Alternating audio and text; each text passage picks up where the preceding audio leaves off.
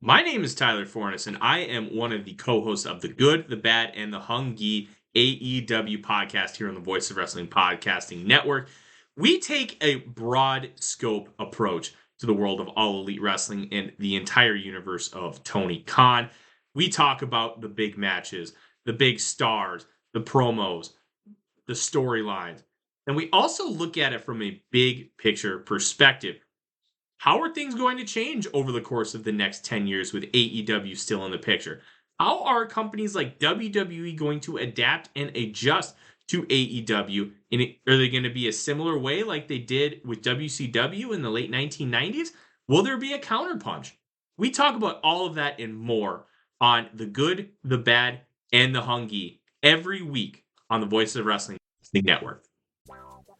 Do you like wrestling trivia? Then check out the 5-Star Match Game, the Pro Wrestling Quiz Show. I'm Joe Gagney, and every episode, I grill 3 contestants with 5 rounds of power-packed wrestling trivia. We have over 30 evergreen episodes in the archives covering WWE, AEW, Japan, Mexico, and much, much, much, much more. Play along at home and check it out today. All right, welcome back, everyone, to the Gentleman's Wrestling Podcast. I am your host, as always, Jesse Collings, and joining me, he's a first-time guest, and he's my partner here for our final in our series of Wrestling Observer Hall of Fame episodes. He is author. You're quite the Renaissance man. You're author, lawyer, journalist. Yeah. Got a lot going on. You're probably familiar with his work. He writes for a lot of different outlets, but if you're a wrestling fan, you might be familiar with his work for The Ringer, which he's published many a story, and a lot of his obituaries on The Ringer are personal favorite of mine. Some of the most well-researched, well-written articles that we see about wrestling on the internet. It's Oliver Lee Bateman. Oliver, welcome to the show.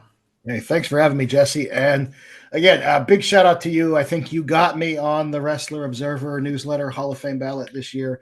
I had never thought about it. I was glad, always thought it was an interesting and selective Hall of Fame, but I have not voted until this year, but I voted now. I sent my ballot in, and I think it was a really interesting ballot.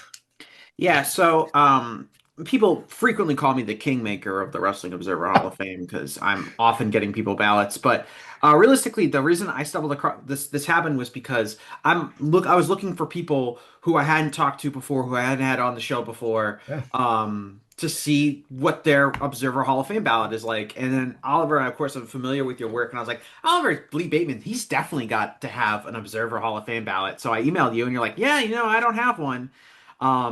And here's the thing about Dave is that Dave is very responsive to this kind of stuff. And I emailed Dave and I said, hey, Dave, like I was talking to Oliver Lee Bateman, he writes all the stuff. And I think I shared some links to some of the work that you had done, or I probably just linked your website with your articles on it. And I'm sure he's familiar with your work to a degree.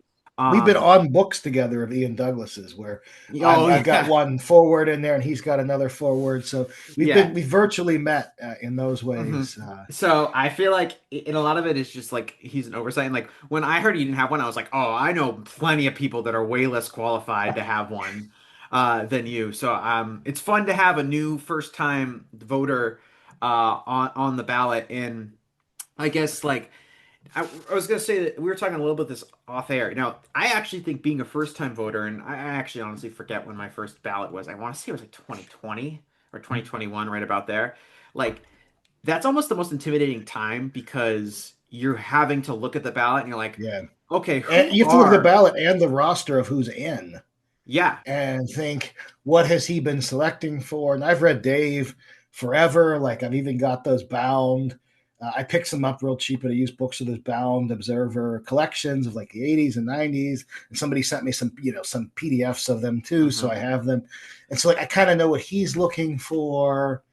And I have one other interesting Hall of Fame tidbit, Jesse, that you may or may not know. You probably don't know. My good buddy Ian Douglas, who was on, and I edit some of his books and contribute to some of his books, and we co-author some of these really quickly but heavily researched obituaries for The Ringer together. He knows this, but I was one of the people who was responsible. It ultimately turned out to be a bad thing. I helped with the move of the New York Pro Wrestling Hall of Fame, the original one, to Wichita Falls, Texas, because I did a photo exhibit at the University of Texas at Arlington on world-class championship wrestling history. And I brought in locals, Gray Pearson and Johnny Mantell, later owner in Pearson, and Mantell wrestler for World Class. And Mantell was in the process of trying to get that Hall of Fame moved from New York. I really don't know the backstory, but all of these people were, writing letters of support and helping him get into the Wichita Falls community. I mean, Terry Funk was on a conference call backing him up, and there was a lot of other stuff going on. So there's a lot of initial enthusiasm. And I was there when it opened, and I made a bunch of trips up there. I donated all the pictures that we had blown up from the photo exhibit at the University of Texas at Arlington Library.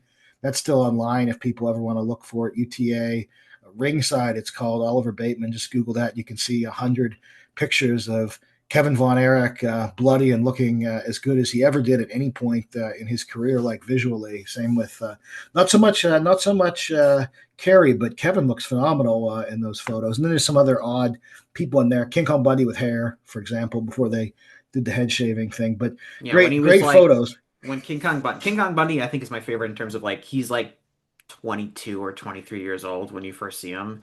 And it's like really like it's actually unbelievable because people talk about this all the time. Like people looked older back then. Yeah. But some of these wrestlers, and a lot of it has to do with the lives that they lived, where it's like this guy was 25 at this time. This guy was 26, and the industry is actually very different now in the sense of the wrestlers you see on TV are pretty much all over the age of 30, especially really on the male weird, side. Man. Especially if you're watching like the mainstream WWE card or some parts of the top of the AEW card, it's 40-year-olds. It's people older than me. I'm 43. It's a 50-year-olds.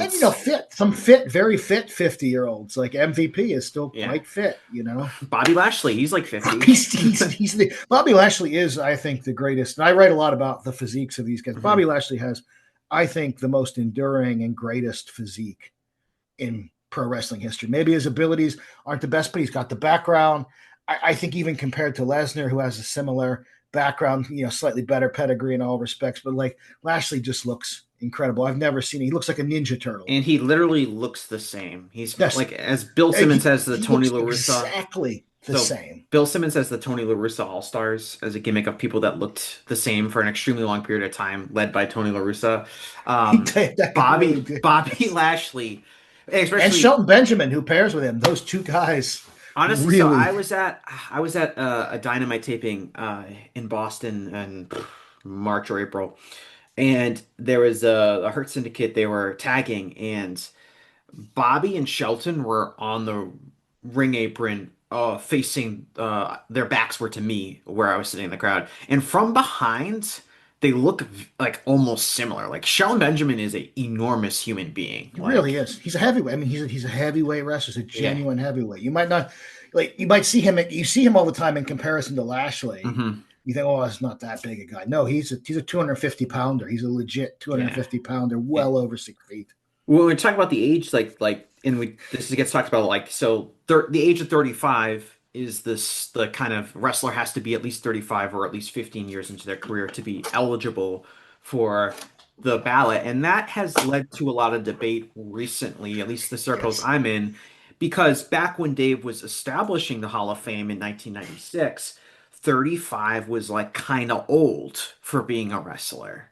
And there was usually not all wrestlers fell into this case, but a lot of wrestlers, by the time they were 35, they were pretty much done. It was a simple age thing, and obviously there were a lot of the Joshi wrestlers from Japan who were retired well before they were 35. Yeah, they had to. Yeah, that Dave kind of wanted to make sure that people didn't forget about them, so we weren't voting for them 15 years after their career ended because they retired when they were 25. That was a very It was kind of an unfair system, but now it's like a wrestler that's 35 is probably just beginning to receive their big push in both, AEW's trend's a little bit younger, but even then most of the wrestlers in AEW that you would see main eventing a pay-per-view are going to be at least 35 years old. Yeah, even a lot of the women. How old is Chelsea Green?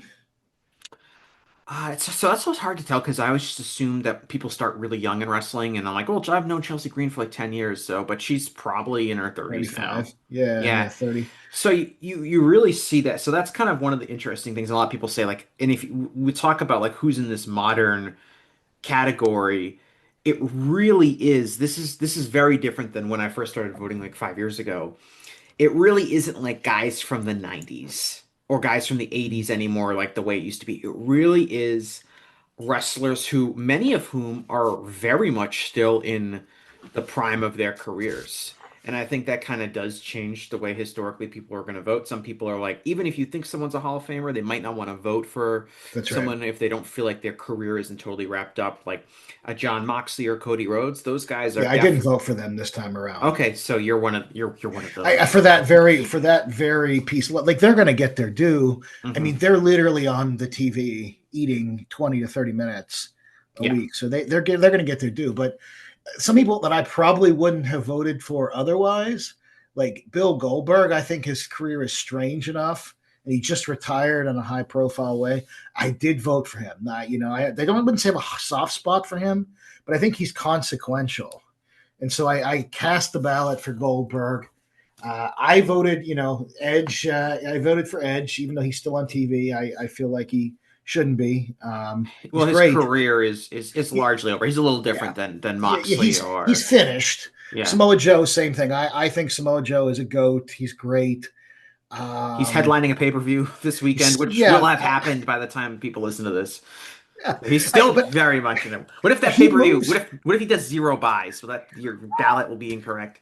No, because the Joe I know is like almost was done before the NXT run. Like I feel, and even that would have been almost like enough in my mind. Like I think that guy movement wise in his prime, and even now he gets the work done. He has become. He was always pretty good, but he's become such a great force on the mic. I think he's better than almost everybody in AEW. He was used heavily in that role. Well, he's real. He's a real guy. Good. Like, so I was gonna ask. So as you approach this ballot, like into you, like coming in, especially as the first one, like just in general, like what does a Hall of Famer look like to you? What are you looking for in a candidate? And as you studied who was in already and kind of got a vibe. And Dave obviously has the criteria set up, but here's the thing: what I'll say about the criteria. The criteria is important. It helps it's a nice framework to use, but ultimately Dave is giving individuals like ourselves and the many other people that vote the ballot because he wants our opinion. He wants us to be subjective about some of these wrestlers and where we think they stand in the history of the business and whether or not they're worthy of being induction. And I like the criteria and the framework, and does this guy have anything in category 1? Does this guy have, a drawing case? Does this guy have historical significance in a positive way? But I also think that it's okay to just be like, you know what? I just feel like this guy is a Hall of Famer, and you can justify that whenever. That's kind of. I also voted for Samoa Joe, and he should be voted for. I just, in my opinion on this, is like, okay, like I understand that Samoa Joe wasn't necessarily headlining a bunch of stadium shows or was never the most popular wrestler in the world at any given time. But to me, when I see Samoa Joe, I just think that guy's a Hall of Famer. I think he's been extremely. I mean, I've waxed poetically about him for many episodes of the show, but I just think he's one of the most enduring wrestlers of our time, if not of all time. He's basically the same wrestler he was in 2002. And was great then, and he's great today. He continues to do great work. He was definitely for a period of time considered one of, if not the best in-ring performers in the world. I always think that this is a hypothetical, which maybe some people will be quick to dismiss. I think if he was a wrestler in almost any other time period than like the 2000s, his career would be far more successful because he really peaked during a time period where the major wrestling outlet for him was WWE. And really, he did get into TNA, but that was just a different scale. And Japan was not bringing in foreigners the way that they had in prior generations. And I just think Samoa Joe, the performer, if you took him and put him in 1990, if you put him in 1980, if you put him in 1970, if you put him in 1920, he would be a money drawing He could star. And I thought about that too. Like I thought about it specifically. Like he could have been Don Morocco for sure. Mm-hmm. He could have had that IC run. He could have had that whole thing. He could have even been a world titleist in that reign for WWF. He he could have been the guy that succeeded Bruno briefly in the 70s. Like an Ivan Koloff type. Yeah. He had the moves. He could have, like you said, he could have been a monster heel, like presented as a monster heel in the 20s and 30s. It wouldn't be clear what his ethnicity would be presented as. But I think I know what his ethnicity would be presented as. It was a tough time. He would be an invading Japanese. Yes, person. It wouldn't be very accurate, but I think I know. He'd be from the land of the rising sun. Yes. And he would have done, like you said, in Japan at the time, they were really paying the big bucks to import people. Mm-hmm. My God. I mean, maybe we don't worry as much about Stan Hansen even, or somebody like that. One of those guys gets bumped or fights Samoa Joe a lot. Yeah, I mean, he's perfect. I mean, he spent some time early in his career. I mean, the wrestler he's the most consistently, I think, compared to is Shinya Hashimoto, which is largely due to which is largely to do with like the physiques are relatively unique in the history of wrestling, particularly good workers.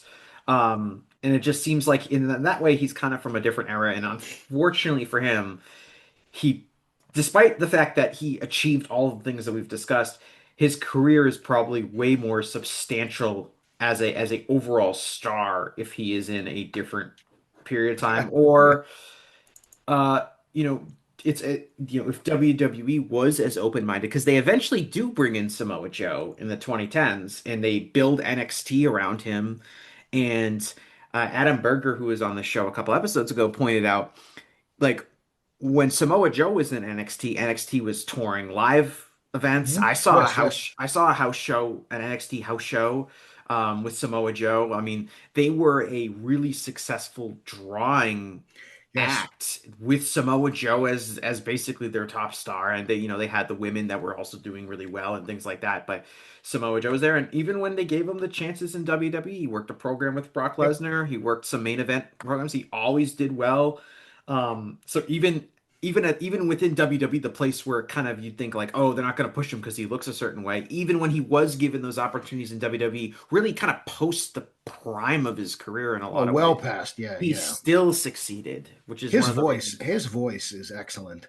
I can't say enough about it. I think that he is a tremendous. And Ian did a big. Ian Douglas, my really good friend. Like we do so much together, and you had him on. But Ian did a piece where he interviewed him for The Ringer. It went really, really in depth. And there's Samoa Joe talking for like 3 hours about his favorite Japanese wrestlers and all this stuff. But Ian, even there was like, this guy's just got a phenomenal voice. Yeah, so he should be doing like audiobooks. Yeah, he should be. And actually, I'll give a quick shout out. I was sent a promotional copy of the Karrion Kross audiobook, which I would not have enjoyed as a written work, but having that guy speak it. Oh, yeah, that makes sense. Holy fuck. Like that guy should be much more famous than he is. I think his material isn't as good as his reading voice. And like his mic work is so good. Maybe he's an incredible speaker.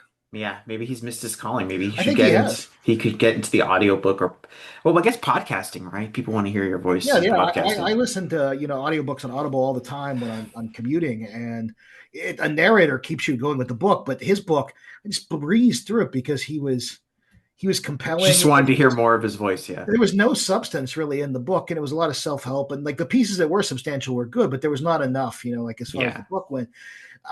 But he had so much conviction and so much sincerity. I was just like, that's another guy. And I think all the pieces were there. I think just his timing probably was wrong too, in his age and all of that. I think he's not very good, but that's probably I like a bigger his voice. Issue. He's got a big body. He can do some. So like, here's the thing. This is off topic, but like, he has a good body. Good. I would say good. But like, it's not Bobby Lashley. He's got good size, but it's like when you are in a promotion with like Brock Lesnar and Sheamus and like freaking Nick Aldis, the GM is bigger than him. Nick Aldis is a hoss. Right. And so it's like if you're like 6'3" with abs, it's good when you're when he was wrestling in NXT or when he was in Lucha Underground or when he was when he's working with smaller guys and this is throughout wrestling history, the territory days. They would say it like when guys would go to WWF, right? It was the land of the giants, and a guy would be considered like a heavyweight champion in one territory, and he would go to WWF and he'd be dwarfed by King Kong Bundy and Andre the Giant and Big John Studd and all these enormous individuals. Anyway, so yeah, kind of like what was like your like to get back on track like a little bit, like what was your kind of like policy like in terms of like, what you were looking at, and did it change at all? I tried like in taking Dave's criteria. I tried to so Samoa Joe was in every category. I tried to find the one guy that seemed to hit all of those pieces. So in the modern category, it was Samoa Joe, and it was the Steiners, because I think the Steiners come pretty close to being. They were never I guess Scott, but like as a team, they were never the headliners. But my God, the matches, the Japanese matches, the brutalization of people in the ring, the looks, how big Rick was, even though he wasn't that tall height wise in Mid-South. People forget how huge, because he was dwarfed by Scott later in his career, but how roided up and huge Rick was post Michigan wrestling. You're talking about Varsity Mid-South. Club era. And slightly before. I mean, huge legs, huge build, enormous. So they got a vote there. They were kind of just Steiner brother conversation a little bit. Yeah. They were, there had been plenty of amateur wrestlers coming into wrestling history, and tons. I mean, and their gimmick was kind of their amateur wrestlers. So you can go the Briscoes, you can go all like Big Bill Miller and his brother, right, Dick Hutton, like all these guys, right. But the Steiners were, I think, like this is a half-baked thought. The previous era was like an amateur wrestler was this smooth, technical wrestler that knew these holds, was in good conditioning, was like like the Jack Briscoe kind of type. Even like Mike Rotunda, the other half of Varsity Club, who was big, but he did especially early on. That was all he did. The idea was that these guys were amateur wrestlers, but they were scientific. They were intelligent. They were professional gentlemen competitors. Oh yeah. The Steiner brothers set this new kind of wave of they're amateur wrestlers, and that's part of their gimmick, but are these just badass, huge, athletic men that are tossing people everywhere and are kind of in some ways like the prototype for your Brock Lesnar types or your Bobby Lashley types, or even like Kurt Angle, or these guys who are just these guys are amateur wrestlers, but these guys are like freak athletes that are just going to bully the shit out of anybody that they see. And that's different than where like a lot of amateur wrestlers were previously. Like they were sneaky good at being weird. I mean, like looking back on it, and eventually not sneaky weird. Scott Steiner was just incredible. I think it became obvious. And Rick later in his career is just very odd, just barking.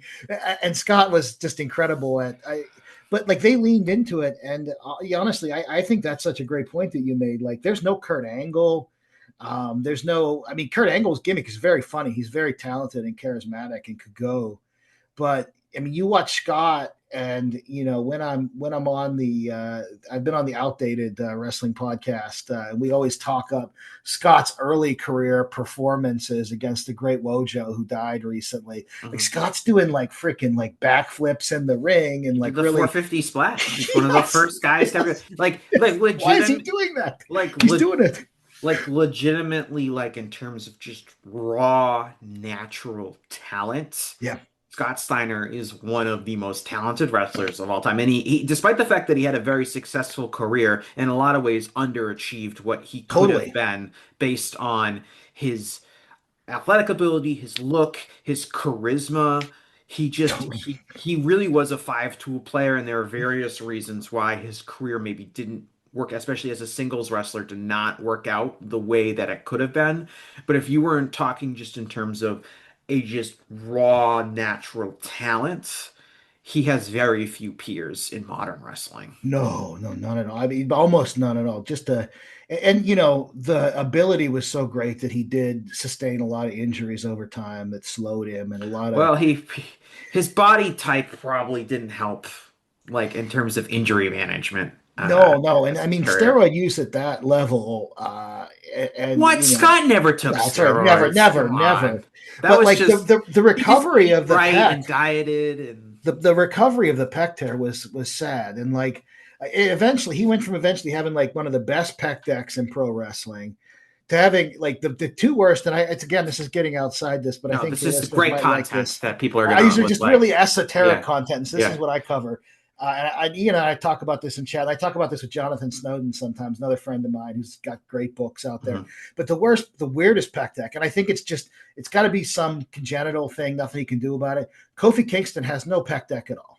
There's just ribs. Okay. It's just nipples and ribs. Go look at it, Google it. Early in his WWE career, for like the first year or two, he has a fully established chest. Something happens. It's not clear what. It's not like he's on the gas or juiced or to such a level that he just eventually regresses to having a chest that if you look at it, like if you remember the old days of MMA, there was a guy named Trey Tilligman or something like that who only had one pec. The other one was destroyed in a car accident. Kofi looks like he has two pecs like that. It's really weird. He became world champ in spite of that. I don't know how. The other, this guy looks like he has two of the Scott Steiner pecs. That would be Chris Jericho. Even when Chris Jericho will kind of tune it up and get the abdomen in shape, when he would kind of shape, lean out. Then I went back and I was like, what did Chris Jericho look like? Like, as Lionheart and all of those things. Something's going on up there. You can see some kind of like he's got kind of a normal look, but there's something weird. But today it's very, very weird. He is a very unusual looking athletic. He's had an athletic, kind of clumsy in later years, but like athletic build and body, but really weird pec deck, man. And then there's Scott Steiner, who just had, I don't know if he didn't rehab it right or just looked horrible. I feel like toward the end. Yeah, by the time he's like in TNA, I feel like he just kind of became like a pair of biceps with like the rest of his body. And they were kind of messed up too. I think there had been multiple tears in there. Yeah, so he had he had big arms, but you're kind of like a person's arm shouldn't look like that. And I mean, it was just a testament to how hard he worked in every way that he was so screwed up and so injured. But that talent should have been recognized 20 years earlier. Yeah, I mean, and he was in the right era realistically for him. And there was, I think a lot of people would go back to that. Oh, was it 2002 Royal Rumble or maybe the 2003 Royal Rumble when he first came into the WWF? Because he has that feud with Triple H. That's like right. He comes in with the feud with Triple H. And I think you don't want to do that as a person coming in. Yes, from that period of Triple H served one function, right? And so we had this, and like basically, this is post, The Rock isn't around really anymore, Austin's not around anymore, and they basically are like, man, we're really short on established talent. Let's bring, the OVW crew of like Cena and Batista aren't ready yet, so they bring in Scott Steiner. Which is like, okay, this is a guy that's a legit, he wasn't part of the original Invasion because he was too expensive and they didn't want to buy out his contract and all that stuff. So he's viewed as, a signature star of WCW, not the same level as like Sting or like Hogan, but like is considered like a pretty definitive WCW guy. He's fresh. He hasn't been like overexposed. He hasn't been on TV in a while. And they bring him in and they have like this 38-minute match. That's super dull. It's like Scott Steiner doesn't need to have a 38-minute match. He's Scott Steiner. Like the match, even if you wanted Triple H to retain, which I'm sure they did, like should be like Scott Steiner beats the crap out of Triple H for like 12 minutes and Triple H ekes out a win, and that's how you kind of go in the feud. But because they did this super long match that didn't work, he just kind of loses all of his momentum, and I forget what happens after. I'm just going to assume he gets hurt. Yeah. I think it was either a dispute or he gets hurt or they goes home. I can't remember. The promos that he cut were quite good. Like, and the Triple H cuts one of his best promos toward the end of that, where he talks about how it's not about posing or bench pressing, it's about wrestling. But what he's really saying is it's about backstage politics, and like that's what I'm the best at. So, you're not really the best at that. Yeah. You might be a good source for this. Is Scott Steiner one of the first guys to ever come back from an injury like much larger than he was before? Ooh, let me think. That's a long legacy. Don Morocco was on the shelf in the mid 80s with an injury, like some kind of surgery or something. And he comes back from being kind of like big and flabby to being Don the Rock Morocco, who's like freakishly like, but he's only in the WBF for like a year. Scott Steiner is definitely in that group. As a trendsetter for there's a couple others that do this. The most recent one that your listeners will have seen is Randy Orton. Yes. Now Randy's had his steroid. We know Randy's had his steroid troubles before. Sports Illustrated broke them way back when in 06 or 07. But like Randy came back and is as big as Brock Lesnar. Yeah, he's like 280 pounds or whatever. Like he completely AJ Styles also weirdly just he's becoming way bigger than he ever was before. He interestingly, if you look at him in WCW and his appearances there, he's like cut to the bone. Yeah. Like he has a completely different physique. Yeah. Then he gets stockier, but not as jacked. And then and somehow in the WWE, which just fired Andrade or is disputing Allegedly, for performance enhancing drugs, allegedly.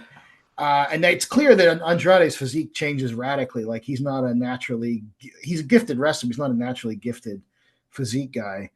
Well, maybe like Randy Orton, AJ Styles had one of his strikes revoked. He worked it off or whatever. So yeah, I think at that age they just let them. Yeah, I think that the program has a pass. I think once you're on that testosterone prescription age and program, that like I'm sure I would speculate like Cena, others are on, Vince himself, of course, and all of the all of the people doing that stuff. I think it's fine. Cody is actually, keep an eye on Cody. Cody post pec tear is way more jacked than he was in TNA or in AEW at any point. He's I mean, it's an interesting thing with their policy overall because like they'll selectively enforce, like we said, Andrade like is rumored to be failing wellness policy. Eli Drake or LA Knight is he's just out there. I will say he's a great athlete. He does great. His workouts are great. Nice box jump that he works into his moves. But he's clear. I mean, he's 43 years old or 42 years old. I like the physique, but he's glad he's still keeping it up. Yeah, well, like they fired Billy Gunn when Billy Gunn was like a coach in NXT because he failed a drug test while he was in like a masters weightlifting that's a great build. Wow, or something like that. But 60, he looks great. Yeah. But like, so it's like, but he was like a coach, and it's like, oh, like, so now the coaches can't be like, what is this? This is seems very selectively enforced. Yeah, I think just like the WWE Hall of Fame, which is not like nonsense, right? Like it's like a nonsense thing. It's this drug policy is also. Wait, speaking to bring this full circle, now I'm getting a memory jam. Wasn't there a dispute about Scott Steiner taking a steroid test, and he said something like along the lines of, "I'll take a steroid test when Triple H takes one." Yes, right. That might be the arc, and if you Google it, I think that I'm pretty sure that's it.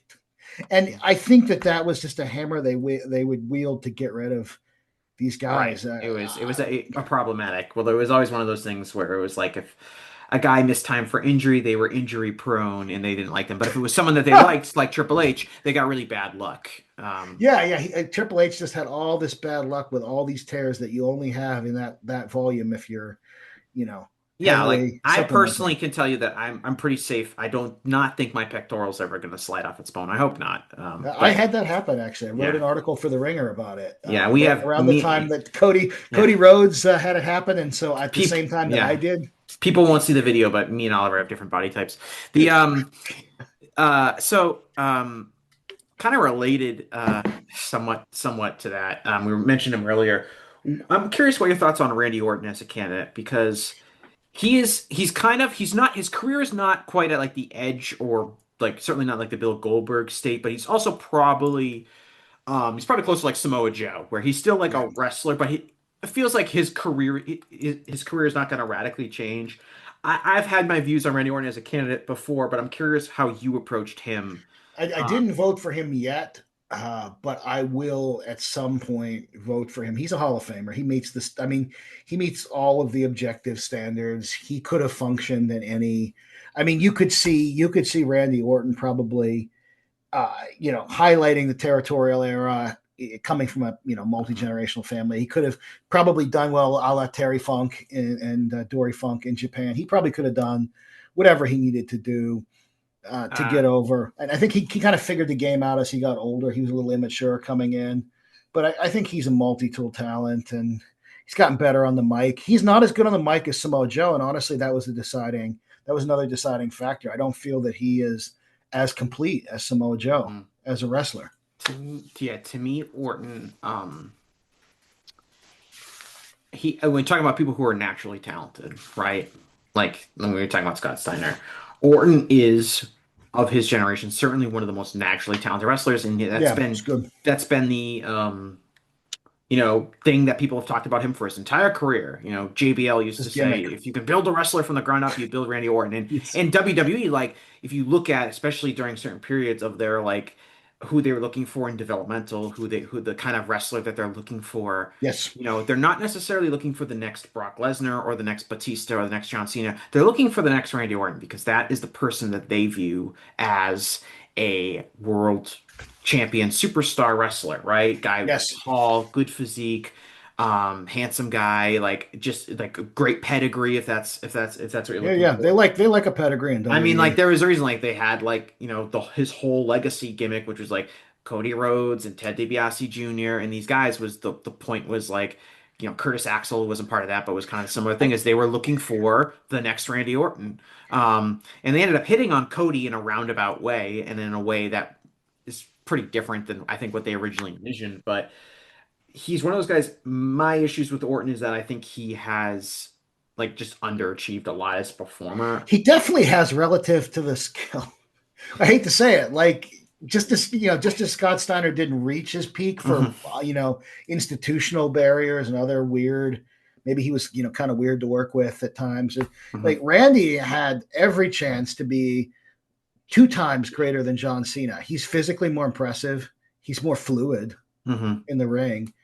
And I think that he's even more of a natural speaker, but Cena is at this point a better and more polished speaker by orders of magnitude. Cena's kind of really interesting promo in hindsight because he's kind of like in real life and like when he does like commentary or he does like guest appearances on stuff, I find him like really boring and bland. I feel like he's a nerd that just worked hard to become. He's like a nerd that taught himself charisma by watching TV. But when he is in front of a live audience and he's going out there and he's interacting with the crowd and crowds that for a large portions of his career, were hostile towards him or large portions of them. He was extremely good at captivating them, not letting them throw him off his game, knowing how to kind of play into the crowd, like really, really natural, charismatic guy, got his catchphrases in. But Orton to me, like, again, like if you talk to wrestlers who've wrestled with him and stuff like that, which is fine because current wrestlers and ex-wrestlers have their own, voting section in here as part of the voting body. They'll say, Randy Orton's a great wrestler to work with, and I can see that he's really smooth. His timing is great. He doesn't. Oh, his timing is phenomenal. He makes very few mistakes in the ring. Like he doesn't, to my knowledge, despite his very long career, has not been involved in any like injuring anyone or anything like that. He is a complete professional in that state. But he doesn't have a collection of great matches. No, because his matches are he has a minimal number. He could do many more spots, I'm sure. Well, he has he's a minimal capable number of things that he does. And he's never, and part of this is being in WWE and WWE always basically being like, Randy, you're going to be a star. And it kind of doesn't really matter what you do because, we're always going to present you as a star. And if you go out there and you do what we expect you to do, which is, 15 to 20 minutes of extremely competent, mistake-free wrestling, and you hit your finisher that everyone likes, and everyone goes home happy.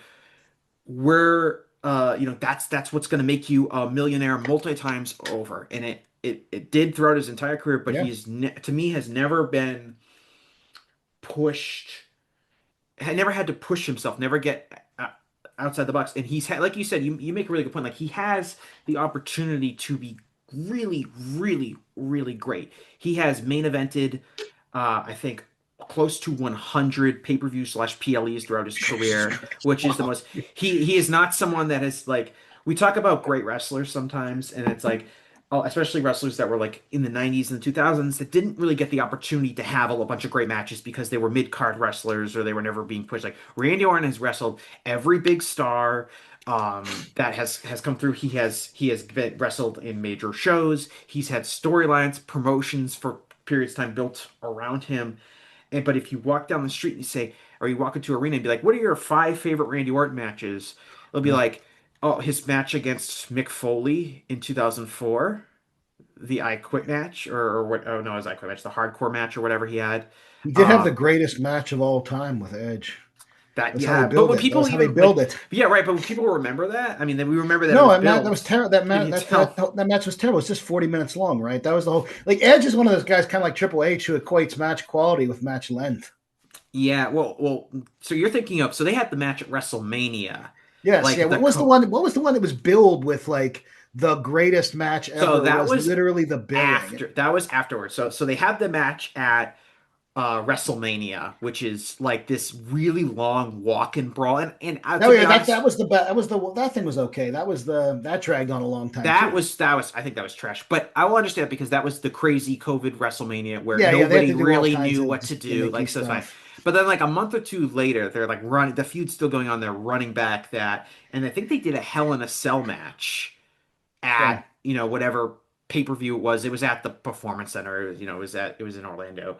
Um, and that was like, yeah, I was like, we're gonna build this as the greatest match of all time, which is a lot of pressure uh For to two put on older a men, match. especially for Edge. Edge had come back. I mean, to go back to that, Edge was more jacked on the return.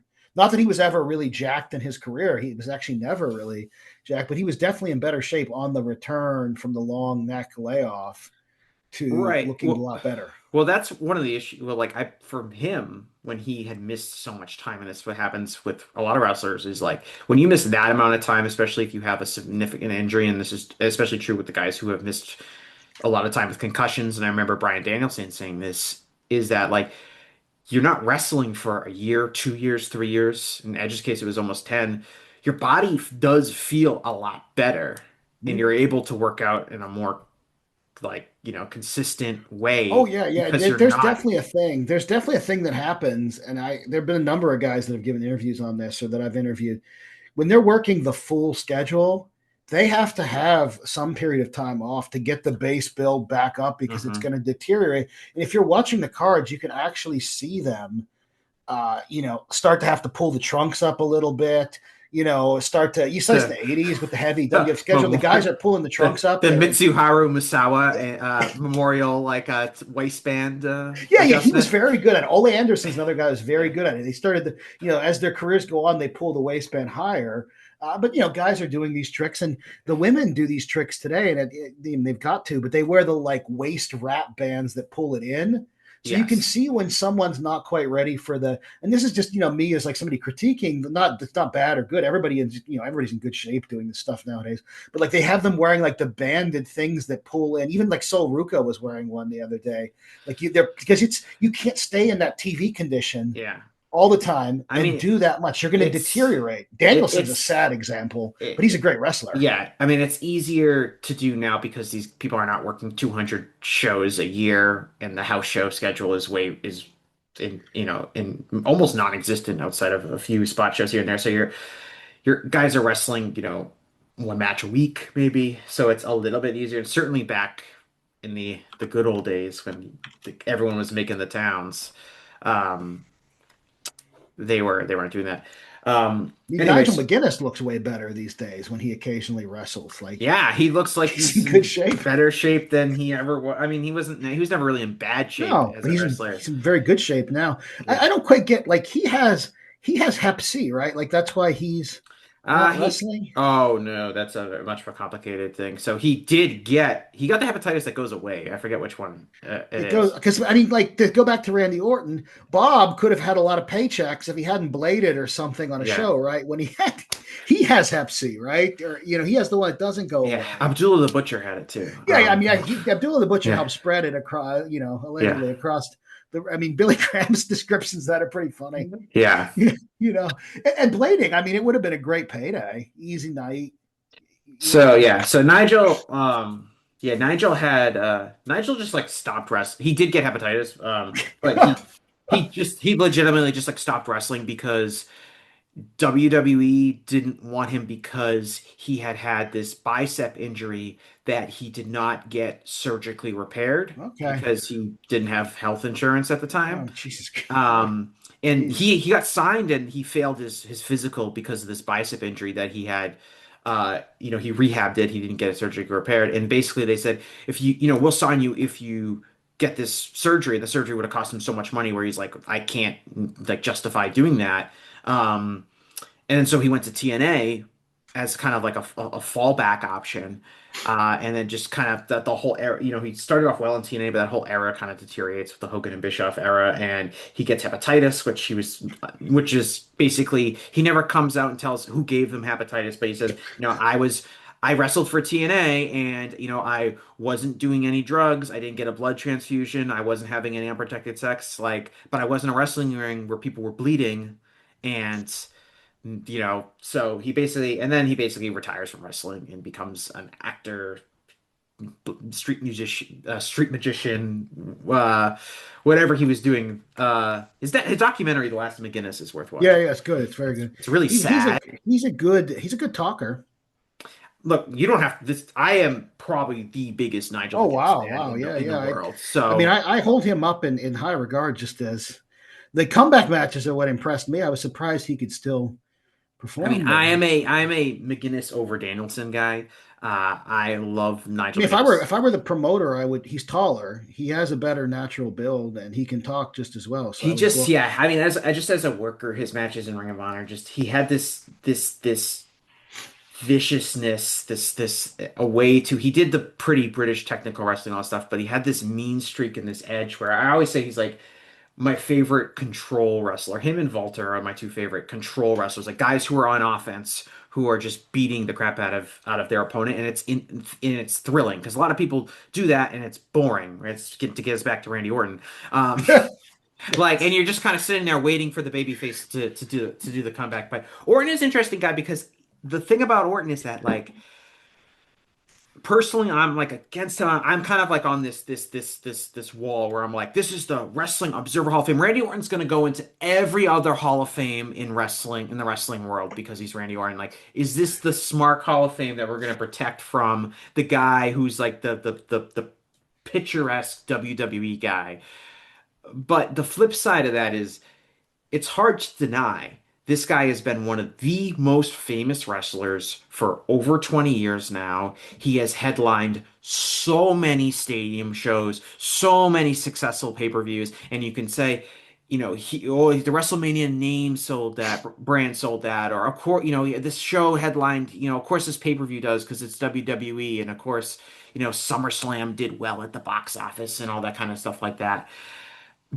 You can say that, but at the end of the day, it's a kind of absurd to argue that like Randy Orton's not in the Hall of Fame because he really is by most. Cena's in there. I mean, it's just the But thing Cena is, was to me, Cena's a different case because I think Cena is a like transformative figure in the he's history a of Hogan, he's a WWE. Bruno, Yeah, he's he's at a different level. Like if they don't have Cena in 2005, 2006, 2007, and to build as the new babyface, I don't know what direction that company goes in. Cena to me is like a generationally charismatic individual where Orton is not.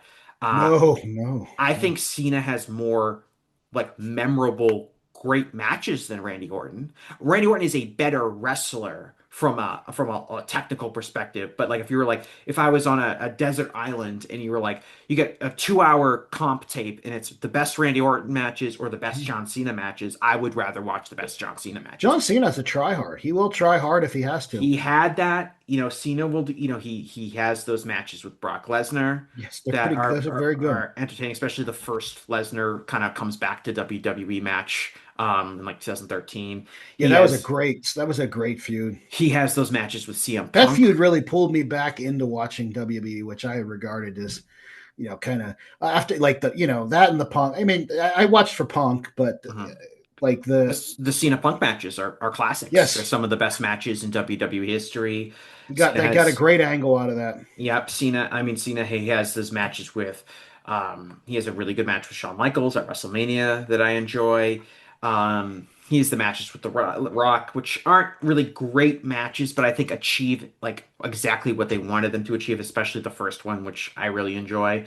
I just think Cena has. I mean, you'll probably disagree, but I wrote a long piece in the Ringer in favor of at the time it came out the Firefly Funhouse match, which was very divisive and people didn't like it. But I thought it really showed his acting chops and it was kind of an interesting review of his So career, I not did. his wrestling. So I just thought it was interesting. Yeah. So yeah. Why would he do like, that? when he does like the Saturday Night main event? Yeah, that showed that he Yeah. number one, he'd do whatever you needed him Well, you to see do. the he did the what was the fake like southern wrestling promotion that Yes, they yes, did? yeah, like Southpaw or whatever. Yeah, it was they called. did that like for a few Yeah, years, and those are he funny. was like the broadcaster that was like he was like a former real news broadcaster, and he was just annoyed that he got subjugated to being like this Gordon Soley like figure. Like, yeah, I mean, Cena to me is a generational like legendary figure. He's one of the most consequential wrestlers of the last 20 to 25 years. And he's like legitimately like a huge draw. Like for years and years, Yeah. when they had split tours, and they had one tour was the John Cena house show tour, and the other tour was whoever wasn't John Cena. So a lot of the time it was Randy Orton. The Cena tours always did better. And when Cena has been a part-time wrestler, when he comes back, his shows always sell tickets. They pop ratings, even though, even this his whole retirement tour is hugely It's probably some of the successful. best stuff they've got going on right now because it's the only stuff going on right now. It's not like I mean they're repeating a lot of things, but like they're things you want repeated as opposed to repeating what I saw last week, which is how they book now. Yeah. Well, I've heard that AI model is actually doing their booking, according I to wouldn't. today. I mean, I wouldn't be surprised. Like, why Um, not? well, It's e-wrestling, man. I yeah. grew up. I cut my teeth in the e-wrestling ranks. Um, TNM. but yeah, so to me, Cena is a little bit different. And yes, you said you voted for Adam Copeland Edge. What stands Yes, out to you about his career? Because I would I say feel like I Orton's feel a like bigger star, I think, than Edge maybe. I think they're maybe comparable in terms of being like kind of B level stars underneath like an A level Cena star.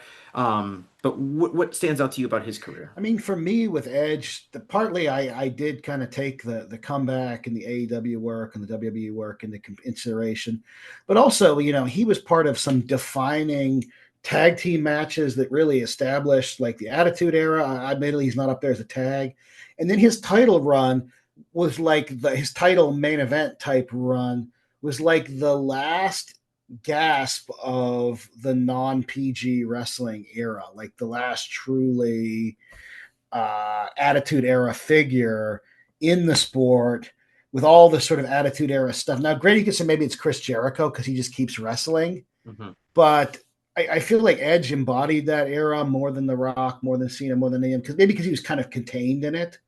Well, And he he's the kind of rated R. He's the rated R he is superstar. the rated R superstar, yes.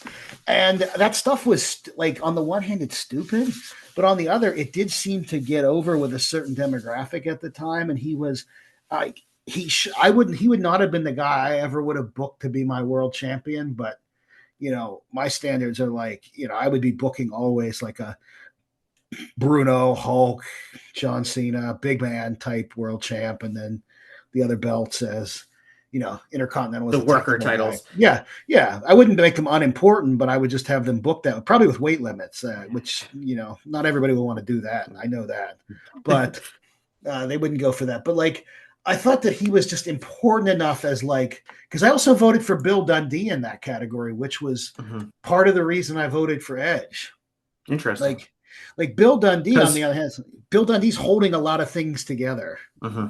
Well, Bill Dundee really stands out now. So the way I think this was Adam Berger, but the way Dave does these categories is basically like the modern era is if you were working for a major promotion in the past 30 years, you were considered a modern era candidate.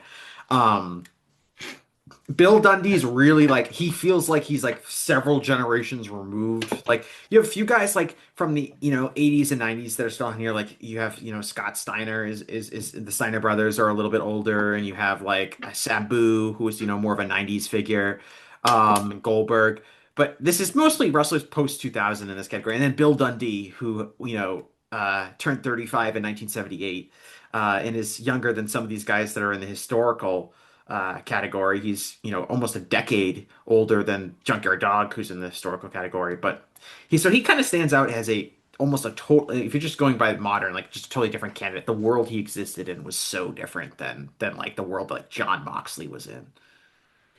Yeah, yeah, and I mean, holding together one core territory, able to work elsewhere, able to stretch into the WCW. I remember as a kid as like a valet or attendant or whatever.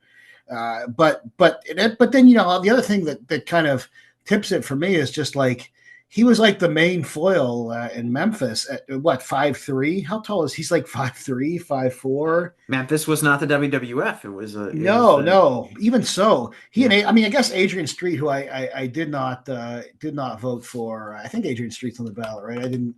Yeah, he's on the ballot. I did not. Is he or is he not?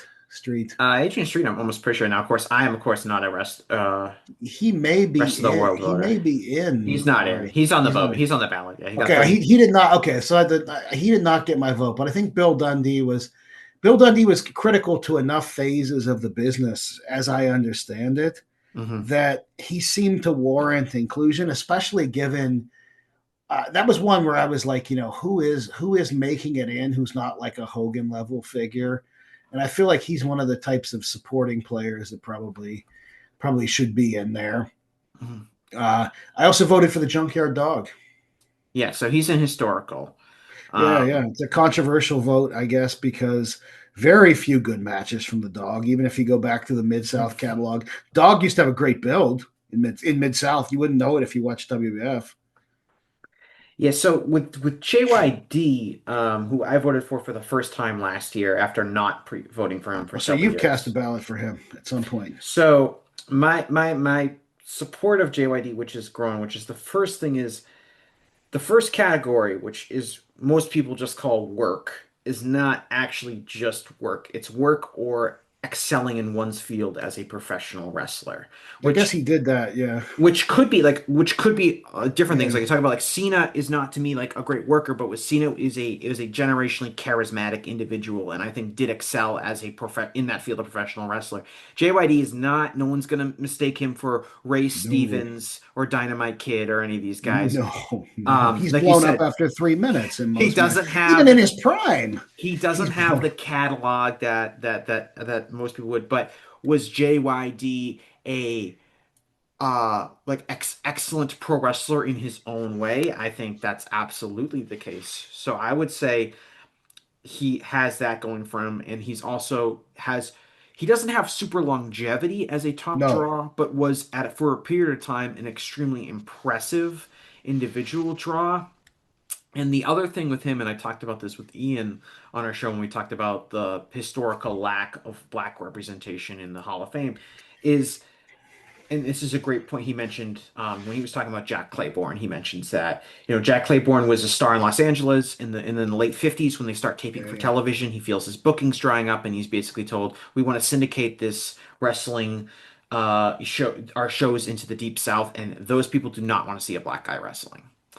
So then we fast forward 20 or 30 years, and we have Junkyard Dog, a black man, main eventing in the Deep South, and that hadn't been accomplished in modern times, and to this day has not been replicated very frequently in terms of a black star being positioned as the absolute top star in a significant wrestling promotion and wrestling and headlining stadium shows. And to me, that is a pretty historically significant moment. And I think sometimes when we talk about Junkyard Dog, a lot of this stuff is like taken for granted in the sense of like Bill Watts was a great promoter. He found this guy that was charismatic and got everything he possibly could out of him, and then he collapsed.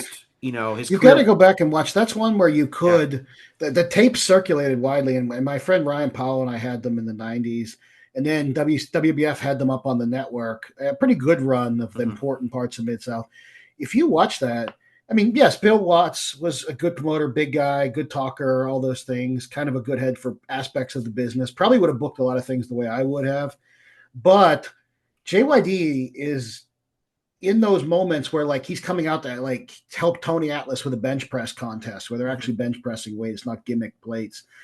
Like JYD is so electric that bench press segment is totally overshadowed just by him in street clothes. Yeah, and it's inexplicable. Yes. And I of course Bill Watts was not dumb to recognize this, but there's something about the look of JYD. I don't know what it is, especially when he wasn't fat, like that is just so insanely like magnetic. Yes. Certain wrestlers have like you can look at their height and weights and their measurables, and you're like, oh yeah, they have a good body, but then they look a certain way where you're like, that is just an impressive looking human being. Off the charts. This is I think Brock Lesnar's what? Off the charts there too. Yeah, he's like 6'3", like 290, which is big, but there's plenty of guys in wrestling history that are 6'3", 290 or much larger than that. But just he has this head and these hands and these shoulders. I think Powerhouse Hobbs in AEW is a Yeah, similar he's got one. Hobbs has a very interesting look. I don't think the same. Like I know they've tried different outfits on him. Or he's tried different outfits. Yeah. I don't think they found the one that really pops for his But he unusual just look. looks But he like has a he's great just look. like just got this, and you can say the same about young JYD or pre WWF JYD. And I do think so. I was originally kind of like I didn't vote for him for the first several years, and I had people make these arguments for him. Like, look, guys, he's a bad wrestler. And he didn't draw for that long. He doesn't have the longevity, so that's it. And I've learned more. I feel like I've got a more mature approach to who I would vote for in the Hall of Fame. I think with the historical category in general, a lot of the talent is borderline. I think we've done a good job as a Oh voting yeah. body getting most of these guys in, which is how it should be because we've had decades to vote basically everyone that feels like a certainty in, and it's really left on vibes. And I said this before, but I think if you look at the historical eras candidates, um, it's kind of a combination of it's either like wrestlers who were like famous names for a period of time, like JYD or the Iron Sheik.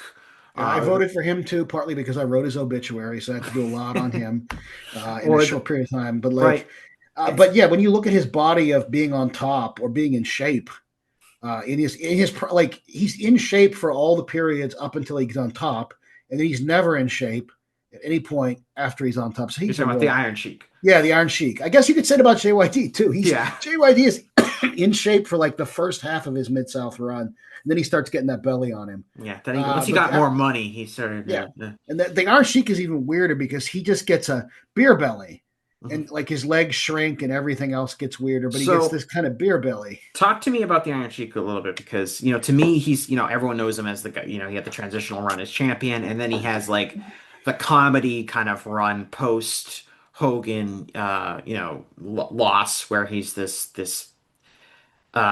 basically spends the rest of his life being a meme. What stands out to you about his case for the Hall of Fame? I think it was just that, Jesse. Like at that point, like I mean, he has some other things that the Observer would like a legitimate, one AAU title in wrestling and some, Mhm. an interesting career in Iran and the AWA background and all that sort of stuff. But like for me, like if you are going to kind of get my vote on some weird criterion, you've got to be the absolute best at it. And so he was the absolute best, strange, slurred, crowd reaction, always a crowd reaction, any kind of crowd. Mean guy. He was an easy pick there as you can only have a few of these types of guys in a Hall of Fame like this, but if you are going to have one, it may as well make it a legit amateur wrestler who became some kind of strange sort of caricature of himself where he would throw one suplex in a match and then hold his side huffing and puffing as he did in his match against Sting in '89 He's doing or the '80. he's doing the bowl. I don't know. You might know it, the bowling pin workout. What was the Yeah, yeah. He the Indian clubs. Turkish? He Is did. it? I love the Yeah, Indian clubs routine. Other yeah. guy like that was such a great bit of time filler. Like Right. that's another thing that actually kind of fact. Like he was one of those guys who could fill a segments. Just coming out and saying America sucks, Iran number one, and like that would just chew scenery and time. He's And one of the most like handful of most memorable wrestlers. I think if you were to sample on a random American yes, populace on name 5 pro wrestlers, name 10 pro wrestlers. I mean, people would say Hulk Hogan. I think people would say maybe The Rock or Steve Austin or John Cena, Andre the Giant, Ric Flair. But the Iron Sheik, because in a lot of ways he's endured as this meme. Like I personally wouldn't vote for him. I just don't think he had that significant of a run on top. the crazy thing is, as Brian Solomon says in the original Sheik book, although he doesn't go into it as much as because it's not the Iron Sheik's book, mhm. but he does have to acknowledge that the Iron Sheik overrides the Sheik. The Sheik had to to an be ex- the Sheik had to become like in some ways like especially as he got older like when people refer to him he's the original Sheik. Yeah, Which for yeah, all I yes. know there was probably a Sheik before the Sheik, but Oh yeah, yeah. yeah. There are tons of those types But of like but yeah, when Sheiks of people talk Araby and about if I were to talk like the Sheik, the famous wrestler, I'd be like, oh yeah, the Iron Sheik, and especially I'm in the Northeast, so that's he part of took it it. too. And I'd be like, no, no, no, no, that guy was nothing compared to the original Sheik, and I'll start telling about Cobo Hall and things like that. Yes, yes. Um, But yeah, I mean, he's he got 28%. He got on the ballot because he died last year. So it'll be Yeah. interesting to see. Yeah, like I said, there's other people like the Von Erichs. Are you a Von Erichs? I did I actually worked with Kevin on identifying the photos and the photo exhibit that I did. So Kevin was on Twitter at the time. I would send them to him. Kevin had seen almost every photo of his ripped body that you could imagine. Like, it was kind of shocking, like the level of awareness of his own photos. Probably because you're selling them and you know who took them and who in the magazine. But he had never seen these because a random jazz photographer from Fort Worth took them, not to photograph the wrestlers, but to photograph the rednecks in the crowd and the crowd reaction. And so it was a ring. That was why we called the thing ringside. But you get these great shots of like Kevin's behind and stuff like that, or his legs that he just loved. He was going into great detail about how he looked or who he's looking at in the Will Rogers Center at this point in time. But I didn't vote for them. I didn't vote for them. I did a long historical piece on Sputnik Monroe for a magazine called The Outline with Sputnik's family, like his son that was not part of his family, Alan, and then his daughter, Natalie, and Mark James contributed some of those images that Mark has. And it was really well formatted and it came out. But in the course of writing that story, and I didn't put it into the story, I kind of kept to the basic narrative. I wonder the extent to which Sputnik Monroe really did, quote unquote, integrate his sport, in Memphis. And how much of that is an angle, how much of that is a work. I didn't. So I was like, if I'm going to vote, and like Sputnik, was not the greatest wrestler, as in talking to people. He's on this ballot because of that story. And that story is interesting, and it's partially true, I'm sure. And his kids certainly believe it. And no, I mean, like maybe Norvell Austin, other people certainly benefited from it, but I don't know how true it is. So I had to vote for it. It was between him and Junkyard Dog. I found Ian's argument very compelling in thinking about some of this stuff. Maybe I'll vote for Sputnik down the line because he did do the piece, and a lot of people did have respect for him. But I'm kind of with you where I'm like, it's a great story. I'm sure there's too many people know it. Do you know what I mean? Like you know this so well, Jesse. It sounds like a great story. Like it sounds great. Like, oh, heel wrestler playing heel, and it sounds great to like my northern liberal ears. Like, yeah, that guy showed those racist Southerners down in Memphis. But it's almost too good to be true. Yeah. It's honestly for a long time I've been worried. I know the Smashing Machine is the latest one of these, and the Iron Claw, which I panned both of those when I reviewed them. I enjoy the Iron. I understand why people didn't like the Iron Claw, but I mean, being so close to that story and then seeing how they presented it, I thought it was fun. Like I said, it was both good. I would say the same thing about the Smashing Machine. Like it was good. Like the people shooting it, the artistry, the skill, as the a film perspective. Yeah, as a piece of film, it's fantastic. So don't asking me to evaluate like A24 production work is not what you want me to do, but like they didn't do it for me. But like my thinking is that Sputnik Monroe storyline is so tight, right, that it's going to be a white savior story that somebody does. Like, can you imagine like Matthew McConaughey like whitening the center of his head and doing that? Oh god, this is going to be an Angel Studios film. Yes. Yeah, can you imagine that? Like, can you imagine knocking that? I can. Stop giving them ideas, Oliver. But that would be that's an easy one. It's a slam dunk. There's like 3 or 4 people, myself included, that have done like researched versions of it that are already, you can just pull from. Yeah. And then there's longer, like you can just grab a Mark. What would such a film be titled? Oh my god, that's a good. Like I think they'd have to. Yeah, I could see this as a like a kind of a low budget awards bait movie. Yeah, it's basically like The Help, like because you can get The Help. You can get a lot of a lot of caricatures of Southern people from that time period. Oh yeah. No, you can get all your actors in there that will do these roles. Yeah. Maybe you could have Danny McBride play Sputnik Monroe. And now, if Danny McBride from Righteous Gemstones made that movie, it might actually be good. Oh yeah, like I might end up actually like liking it. In fact, he'd probably just take the story and just do whatever the hell he wants. Oliver, you're gonna end up with an executive producer credit before this podcast. I would want to see that, but I do think that's going to be one that Hollywood's going to get. Like if they can do Mark Kerr, which I thought that was beautifully shot and strange film. If they can do Mark Kerr, a good documentary already. If they can remake a documentary as a movie, they can do Sputnik Monroe. Yeah. That is a home run. Like you said, it's like Dallas Buyers Club for Matthew McConaughey. Yeah. Just pick a character that's kind of privileged, that's going to get like that free idea. White liberal vote in Hollywood. it'll also pull in. If you get Danny McBride to do it, it'll pull in everybody. Is he playing it seriously, or is he Danny McBride? Kind of does both in everything he does. He's kind of like serious but funny. But like, I also voted. I did his obituary with Ian, and we addressed some of the unsavory bits in it, and we also dug in and confirmed some interesting parts of his history. I can confirm that Ole Anderson did play college football at Colorado. He was a Colorado Buffalo, so that's in his Wikipedia, and we're the source for that.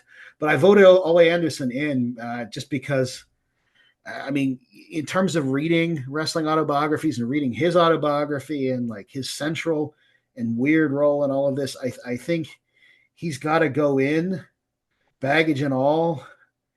It's not I mean, to me, like, I understand how people approach this. Like, it's not the Hall of Good People. Yeah. And it's the Wrestling Hall of Fame, so like, I'm sure there are plenty of there are plenty of bad Hulk Hogan's people in this Hall of Fame. So. I mean, Chris Benoit's in this Hall of Fame. Vince McMahon is in this Hall of Fame. Like, Chris Benoit could work, and this is the work rate Hall of Fame. Yeah. So as Joe Lanza says, O.J. Simpson ran for all those yards. He did. He had some great seasons. And Ole Anderson was not Chris Benoit. He was not O.J. Simpson. Right. He a jerk. Yeah. I mean, my historical probably closer to Bobby Knight, who was a jerk. Right. But I mean, like I said, we're talking about the wrestling industry, right? Where the standard for humanity is unfortunately quite low. Yeah, I mean, my historical candidates, I tend to keep it pretty light. This year, I'm going to vote for JYD again. I will vote for Cowboy Bob Ellis. That is a towering figure that I just don't have enough, other than reading about him. I just don't have enough. So this is part of the issue, I think, with the historical era, which is, like I said, there's two types of candidates. There's the very well-known candidates that maybe weren't on top for that long or have various weaknesses, like the Iron Sheik or JYD, the British Bulldogs, the Von Erichs, people that everyone knows. Like, we're not going to uncover new things about them. And then there's this other group of historical candidates. June Byers can be one of them, but like Cowboy Bob Ellis, Wild Bull Curry, where they really predate television in a lot of ways. They're those two especially. They're more Bull like Curry, amazing look. I can pick that out of a lineup.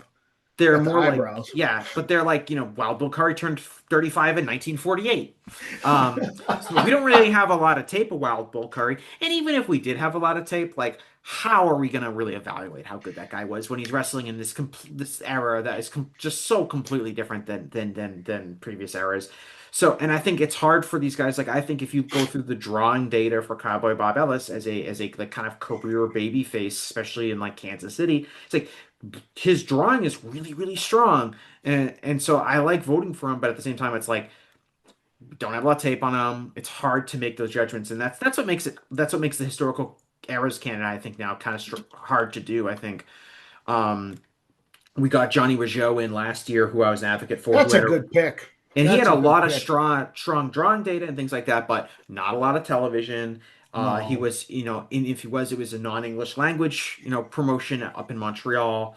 And he kind of just predates, like, it's really tough for anyone who was like really a big star, like pre-1970, to get the kind of traction I think necessary to get in, because we just don't have as much tape. And we have a lot of people that, don't go back and watch that stuff because, frankly, if you go back and watch a lot of wrestling pre-1980, it might be really boring to you because it's so different and the match structure is different and all these kind of things. Great build too. I want to say the Rougeau family, in general, his nephews, him, nice builds on those guys without a lot of steroidal enhancement. Jock and Raymond in the 80s, good builds could go. Johnny with that kind of Iron Mike Sharp type build. Iron Mike Sharp looked great much of his career. Not in the end.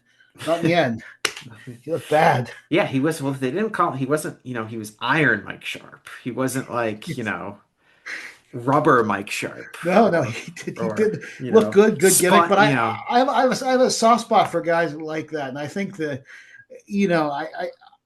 without seeing much of the like original Johnny Rougeau stuff, or really, I think There's not a lot of it to see. yeah, Really, I would unless just you my hunch is they were probably better than the kick and bite fests of Mad Dog Vachon, which I have seen some of in his later. But he was also the stuff I have seen of like Mad Dog is like old man, like looks like a grandpa, but is probably in his 50s. Yeah, because the looks like peak he's of in his 80s. yeah, because the peak of his career is like I said, is as a worker, and he was an Olympic level Yeah, he's a wrestler. Commonwealth Games Uh, champ and an Olympic. He's like a real deal. yeah, But I mean, he only made money with kick punch and bite. yeah, do what you gotta do. So you didn't vote Mexico, which I don't either. No, So we're no. just gonna skip that. I think I mean, that's important. They get some good people, and that's a great form of wrestling. I know, like, Phil Schneider, whose work I really enjoy on, match write ups, Hmm. match analysis. Yeah, he's the man for Mexican blood, and he got me to watch some Mexican blood matches that, honestly, like, I can tolerate a lot, and I tolerated that, but I was just like, my God, these guys are like drinking each other's blood. So I didn't vote Mexico. So Japan. Did you vote in Japan? Yes, and my picks will probably. I think. I don't think they'll come as a surprise for some of the same reasons that I voted JYD. I voted Tiger Jeet Singh. Hmm. Terrible to watch, He but such an impact. If you're like an anime junkie and a manga junkie like me, like you literally see him and Abdullah represented across the like culture. Yes, he's an interesting candidate in the sense he was a huge star in Japan. He drew a ton of money. He was a key opponent for both Baba and Inoki, which is obviously huge successful. His wrestling is we talked about this with Adam Berger, but like his wrestling is bad in like a way that most wrestlers aren't. Like you think of a bad wrestler, right? Or you think of like someone who maybe is limited as a wrestler. Like he was a wrestler that like just didn't like bump. Never wanted to take a bump. Kind of the original Sheik style. Like you got like a bit of a fat belly, and he was bigger, and you don't bump. Yeah, he was a big guy, and he like hairy. He had a lot of good hair. Came out with the sword, and like he didn't bump. You want to talk about like punch, kick, bite. Yeah, run around ring. His matches run. weren't long. But he's there's only 3 votes in Japan this year, which is tough. And I think he's kind of the lone guy here that is like a big drawing wrestler and really doesn't have anything else. Everyone else on here is really like somebody who is an excellent worker in their own way. I love Zack Sabre Jr. I think he's great. Hayabusa, great. But what am I? I'm not gonna. I'm not voting. I'm not voting for Io Shirai. She's still active in my mind. Is not. And I know guys like Okada are in this hall, and they deserve to be. But who like? No, that's fine. I mean, I did vote for Fujiwara. I did vote for Fujiwara though, because what a weird look. Great technician, and just tied in as a worker to so many years of development and so much of the development of the style. Now, I can't say, I've heard different accounts, and Ian is a true expert on Japan. I have a pretty good understanding of it, but I can't say how critical Fujiwara was in the development of like shoot type moves and like where he would rank versus Gotch's importance. But he's certainly important. Mm-hmm. Certainly terrible looking most of his career. Horrible. Yeah. So to me, the candidate I'm most interested in is Hayabusa, who I think is. Did you vote for him? I have voted for him the last few years. He's been on the ballot. He's definitely, to me, the cases for him are, he's, I think, an amazing individual wrestler. I am a huge fan of the Flippy Doos. Yeah, that's where. And he's definitely good at that. Was good, yes. Was good at that. Well, I'm assuming as a Fujiwara voter, you might have a different opinion on that. It's just not. Yeah, that's closer to my style. Like I'd rather watch a Zack Sabre Jr. work than. Yes, but I can admit that like Hayabusa was a master of the style. It's a style that has been patterned by many different people. Will Ospreay, probably being the most prominent, is very open about how the influence that Hayabusa has had on in his career. Was a decent drawing star. Adam Berger, who's probably the most passionate Hayabusa person I know, is has frequently talked about how it was very difficult for him in FMW dealing with being basically the guy post Onita after Onita didn't put him over on Onita's retirement tour, and the entire promotion had been built around Onita. And I think Onita's in the hall, right? oh yeah, Got to be in the hall. he's Yeah, a yeah. ballot. That's just that was a great look, great style. There aren't many type of blood wrestlers that I like, but I did like that look and that approach to the blood. And what the interesting thing about the Japan category to me is because of there's to me there's no slam dunk category, and there's a lot of great wrestlers, but they're very very different. Like the differences between a Hayabusa and a Fujiwara and a Zack Sabre Jr. or a Miko Satomura or a Yoskai or Takayama or Masakai Mochizuki. I think all these people are really good in their own way, but they're different, and it kind of is going to come down to what kind of style of wrestling you like personally. It's hard to find that much of a subjective difference in terms of their work. I mean, you can say who has more 4+ star matches that Dave is rated, or who has a better cage match, scores than these guys, but that's all just, subjective too. There's not a lot to separate these people, and I think the results for Japan are going to be interesting. I think maybe Hayabusa gets in because he got 53. I mean, I have no objection to that. That's just if you die in the course of duty, basically. And that was, Takayama. Takayama is responsible for the greatest thing that happened in MMA. Standing in the ring and getting concussed while staying upright for several minutes with Don Fry. That to me is the epitome of everything that I want to see in anything. I mean, it's horrible for the athletes. Just someone getting a concussion and keep going. That's great. Both of them. Welcome, and thank you for coming on the show. I can't allow it, right? No, I know what you mean. Fry Takayama is iconic. I'm glad the footage exists. I'm glad I watched it when I was younger versus now. I'd be like, this is stupid. Before you knew what CTE was. Well, I think I had an inkling, like with a dad that had played college football and had issues later in life. We had inklings of what, but like the it was just an incredible, like it was an incredible piece of theater, and it was theater. Takayama knew what he was doing in there, but that's not enough. And he had the wrestling career, but that's not enough for me to vote him in. But to me, does he have a great look? What a great look! But to me, it comes down to like some people are gonna watch. I think Takayama is one of their favorite wrestlers of all time, and I can't dispute that. He had a great career. He looked great for what he was. Big. Yeah, I mean, especially for a Japanese wrestler, a huge Japanese wrestler, look was really unique. Like cool there's hair. No one who's ever looked like Takayama.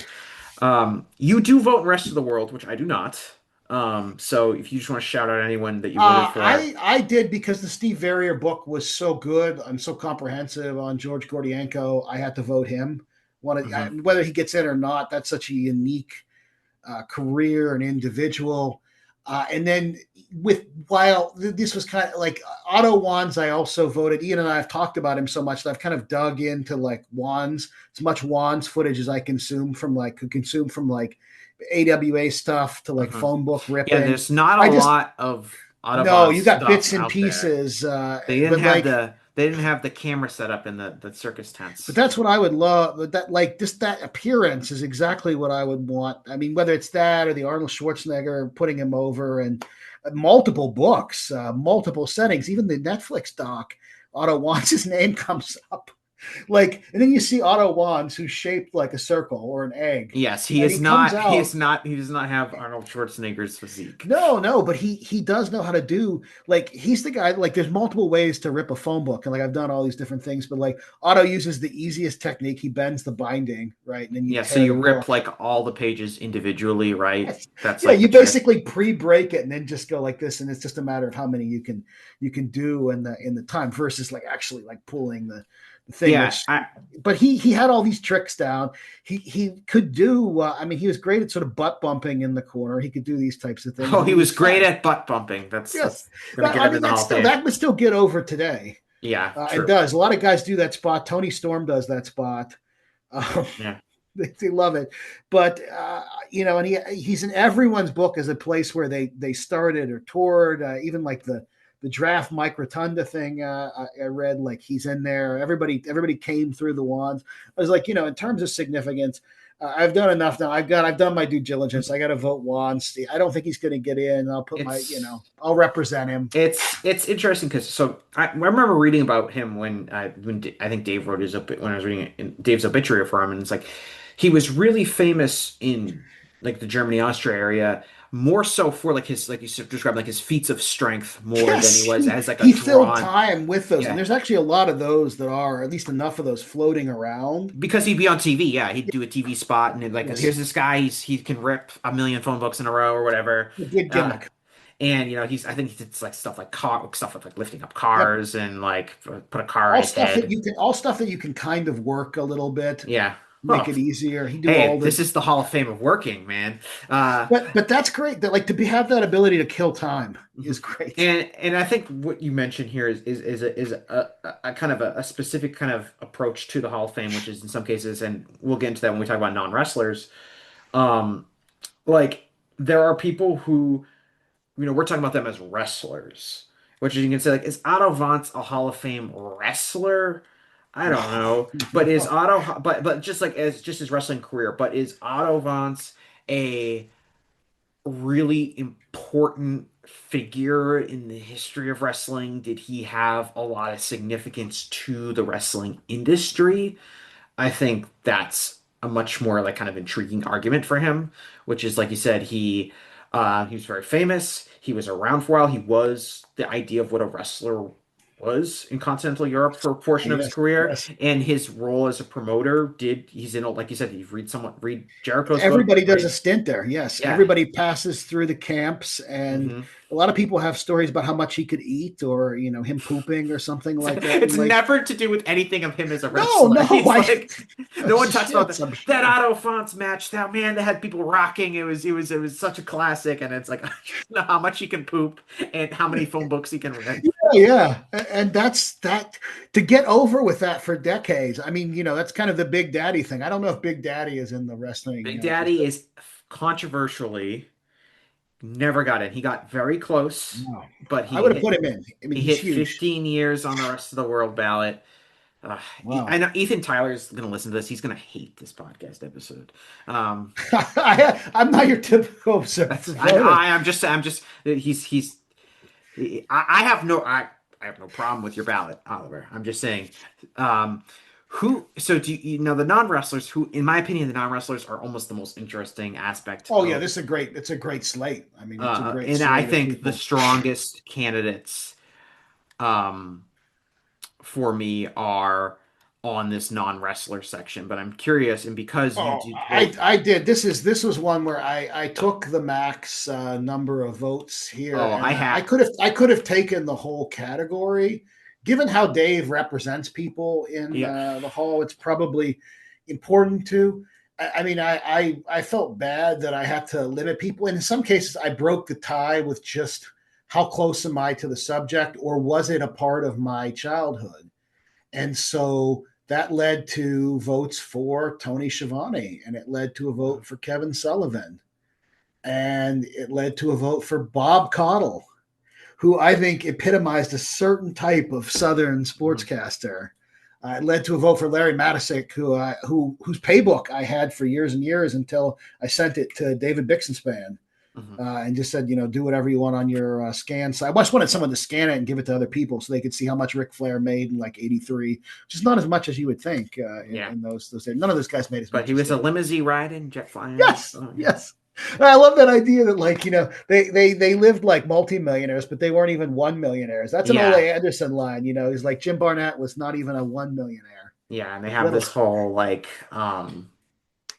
Yeah, it is funny when I think about it. I mean, I know the cost of living is different back then, especially sure. I mean, if you're making $250 or $300, as Flair could have realistically cleared in one of those years before expenses, that's probably about $750 to $800 now. Yeah, it's a lot of money. That's still not as much as Cody is making. Oh, it's not as much as most. I'm sure there are far. It's not as much as freaking. We mentioned him at the beginning. Karrion Kross was making at the end of his thing. Yeah. So and then the big ones, Morris Siegel has come up in so much, and it's important as a Jewish promoter, important in a whole bunch of other reasons that were maybe critical of me and not to others. And then Within the big two, one Wait, because so Oliver, hold on. You're a Morris Siegel voter. yes, All right, so my job is done here because I desperately want to see Morris Siegel get into the Hall of Fame. He is I mean, my big. it's an ancient name. He is my binky. He's the guy I want. I've worked very hard to get. I think I don't want to claim sole responsibility because a lot of this. I worked very hard to get Bobby Davis into the Hall of Fame last year, Oh. and Morris Siegel's my new guy, and I've been thinking about him a lot. So you could have voted for nobody else on this entire ballot except Morris Siegel, and I'd be like, oh, I'm so glad Oliver got a ballot because yeah, I mean, by giving that to me, you basically correct. As soon as I saw the ballot, that was like one of the first that had to go in, just because I had spent so much time in Texas doing the Texas wrestling history stuff that I was like, of all the names, that's probably the main first like original Texas promoter that gives us everybody else. Yeah, I mean, in a way, like without him. You don't get the successor in Houston. You don't get any of the other territories. Really, he was involved in pro wrestling in Texas from the late 19-teens or early 1920s. There's no Paul Bosch, and Paul Bosch is the link to so Bosch many other is basically his understudy. He brings in Bosch, I think, in the 40s as a wrestler, and then he starts working in the office. Yeah, Siegel hero turned Golden Boy, and Siegel was not necessarily the booker all the time. He had different bookers, but he was the promoter. He is more important probably than Don Owen, and he is almost as important as Sam Muchnick, or close. So Don Owen got in, and the case for Don Owen was almost entirely based on, man, this guy was a promoter for a really long time. He was a promoter for 50 years, which is great. Morris Siegel's a promoter for basically the same amount of time, and Siegel also was running a much more successful territory. That territory in Houston made the money. Like that territory for the guys, according to the guys. I mean, during certain periods of time, it was especially during like the World War II years when they had Bill Longson on top, was one of the most successful drawing territories in the entire world. It had a TV show that was on for 1 billion years. It he was very open-minded and innovative in what they produced with a lot of stuff. We blood in the blading became commonplace with the Danny McShane matches and things like that. The Texas Death Match and that kind of whole genre of pro wrestling taking off. I don't know if they had the first cage match, but they had among the first cage matches. I think that is what I have read. He promoted tag team wrestling during a phase where it wasn't necessarily super popular to do so. Really important historical form. And the only reason he is not in the Hall of Fame was because I think he died in 1965. Yeah. I'm pretty sure he was born in 1890. So and by then he had been so subsumed into Paul Bosch that it was easy to forget. Morris Siegel to Bosch, the trajectory kind of obscures Siegel, but I think Siegel was probably the greater figure. So without knowing what you were doing, you were that was going to be the easy vote for me because he had to go in. I think this is a point to his credit, even though sometimes he got overshadowed by Paul Bosch historically, and it's a credit for both Morris Siegel and Roy Welsh as promoters. I didn't vote for, but it was really close. I mean, this is just such a competitive. It's the best. It's really hard. It's the best. I mean, honestly, he should have given 2 or 3 more votes there and cut back 1 or 2 on some of the other categories. Yeah, well, you can. I mean, I think he's added a lot of people to this category recently, which I was like, a lot of people are not going to vote for, but I like the idea of expanding the votes because it does give me the opportunity to vote for some other people. The thing with him and Roy Welsh, Siegel and Welsh, though, that I think is important historically is that when they stepped down or they died, the territories that they created went on to be successful for several decades further. And I think that's important that not only were they successful as individual promoters, but they established a sustainable business model that carried on long after they stopped being directly involved in it. And maybe has Roy Welsh overshadowed by Jerry Jarrett in Memphis? Probably more people know Jerry Jarrett because it's more modern.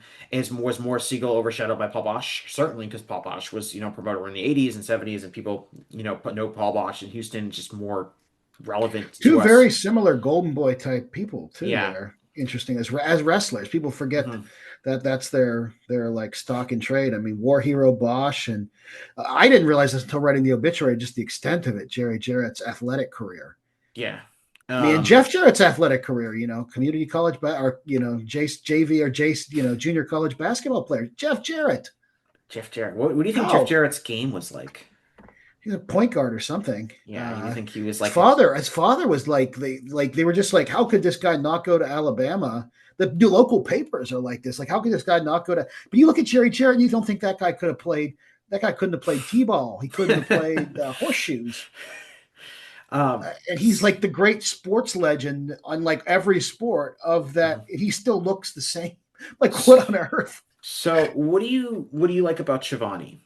What makes Shivani a better candidate than the other announcers? I know you voted for Bob Caudle, but there's a lot of announcers here. I mean, I think the thing with Shivani, and I'm kind of breaking from the criteria here. I mean, it's the fact he did have the little run in WWF that he kind of ended himself. He had the sports career. He has had like baseball podcast. Like, again, I'm going outside wrestling, but Shivani was like a trained guy. And I guess you could say, Mercer probably was too, but I didn't hear a lot of Mercer. I only heard of Mercer.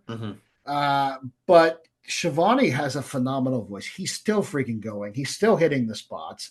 People hated him at the end of the WCW era.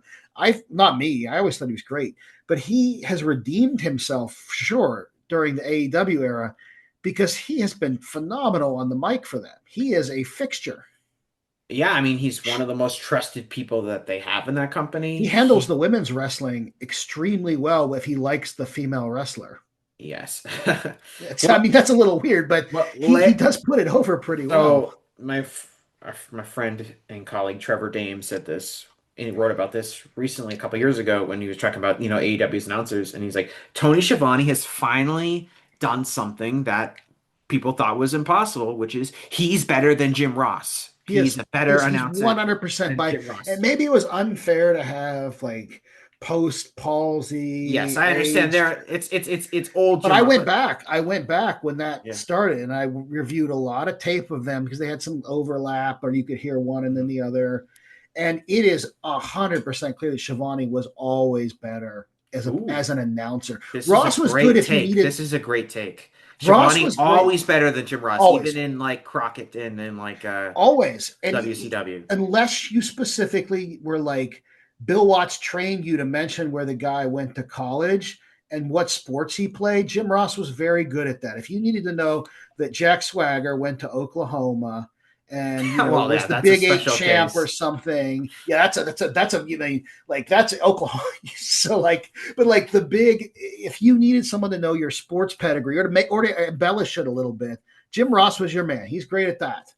And Jim Ross also apparently very good high school football player. You can go back and see like the all conference and all this. And like, you just think he's like this fat, weird little man, but no, he actually was a pretty legit athlete and knows the sport, a lot of umpire, like did a lot of other stuff, but it doesn't matter. Shivani, on the other hand, knows lots of sports, knows baseball really well, knows Braves baseball really well, but it's just a good voice on the mic, doesn't overtalk, doesn't over-explain, uses a Mike Tenay type to cover or now McGinnis or somebody to cover the moves, and just moves the action along and doesn't feel intrusive. He's kind of a face and he can like show face disgust while still seeming like a professional. Well, they've used AEW, has really used Shivani for certain segments when they want him to interact with the heel, like kind of in the traditional. He does it perfectly. The traditional Gene Okerlund kind of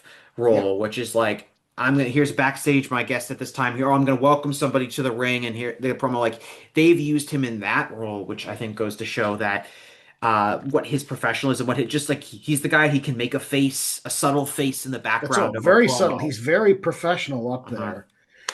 And he just has a damn good voice. Like he's a very good voice. He looks great too. I know he's probably dyeing his hair. He looks like he's like 45 to 50. He's got to be close to 70 now or 65. Yeah. And I mean, he did start young, but I even think that if he hadn't left the WBF not wanting to be up there, he probably could have had a run there because he would have been better than old JR. Now, does the Attitude Era happen with him there? I don't know. Yeah, I mean, and Shivani, his legacy is greatly enhanced. He's by AEW. He's not on this ballot if he's not coming back in AEW because for a long time his career was people remembered him as the dying days of WCW, and I disliked him. I never disliked him. I was like, he did the best he could with. He had this issue with Heenan, who hated him, and like I think he also suffered from Heenan being so bad in WCW. WCW is the announcing in WCW is really bad overall. Larry Legend, even though he's from Pittsburgh and I'm from Pittsburgh, was terrible. Oh, well, what about Mark Madden? He's also a Pittsburgh person. Now Mark is when I go to local events here, Mark is always there with his hands over Mark's a big boy, his hands are over his. That's how I envision Mark. That's how I envision Mark Madden. He sits there, and sometimes his fingers are crossed like a villain, know, and he's kind of drumming his stomach, but he's always at these events, and I'm sure he has a hot take about everything going on, and but I didn't think he was. I mean, I actually like Mark Madden. In fairness, I don't like his takes, but I like that he knows how to aggravate the Pittsburgh fans here because he's on the local TV. And he comes on and he basically is like, the Steelers are finished, the Penguins are terrible. Yes. No one here will ever win. We have Dan Shaughnessy in Boston to tell us that. That's another name. But you need one of those guys to kind of come in and rile up the aging baby boomers. But to get back to like WCW, like when you're talking about Shivani, like he's balancing Bobby Heenan, who is maybe wasted and also like doesn't really want to. The health problems probably with Heenan. I bet the neck. He just realizing the neck. Like a lot of people in WCW, he's getting paid a lot of money and he just doesn't care anymore. And then just kind of rotating, I was like Dusty Rhodes, who's just like not on topic at all. And he's talking also way unhealthy at that point. Like as the years got by. Yeah, and he's just unhealthy. Like talking randomly about chicken thighs or something like that going on in the middle of the match. It always frustrates me as somebody that is a big fan of a lot of like the undercard workers of that WCW period, like your Rey Mysterio, the cruiserweights, or like their matches aren't even covered, but for Mike Tenay, who is on the ballot, and like Lance almost Storm voted for him. But you want to go watch these guys wrestle. I'm like, oh yeah, this should be good. Like, oh, Lance Storm is wrestling Ultimo Dragon or something like that. That's probably a good match. And I'm watching it on YouTube or something, and it's like they never talk about the match. Like they're talking Hogan's in the back making a phone call. 100%. They're talking about WCW angle, and I'm like, this sucks. I know it's not. It's definitely not Shivani's fault. Like it's the way that the whole thing was produced and the way the focus was always on certain people. So and that just hurts his legacy. I mean, people the Val put some butts in the seats, which isn't his fault at all, but that's that's part of his legacy. I will say right now too that Shivani, and like not everyone believes this, but like the post-Cody era in AEW, and like especially this last year and a half, the Statlander run to the top and some other things, Harley Cameron's rise, some other things. I have enjoyed this era of AEW as much as like it is clearly the viewing thing that I enjoy each week. It is booked closer. Like my friend Ian Douglas did a thing with Tony Khan where he talked to him about wrestling in the context of e-wrestling, which because Tony Khan was an e-wrestler, just like me. He's he came up and he's the greatest of us, the greatest of the e-wrestlers. I don't know. Was your dad a billionaire?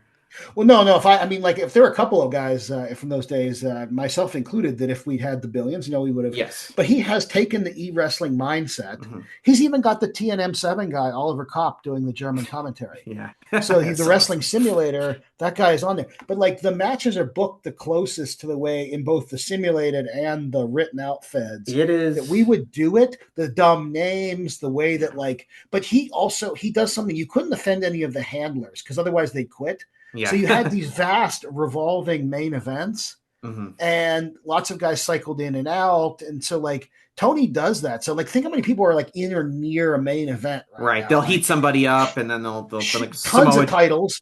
Samoa we always Joe had to have tons of titles. We always had to have tons of battle royals and tournaments because guys were always quitting. Yeah. And like Tony books around that.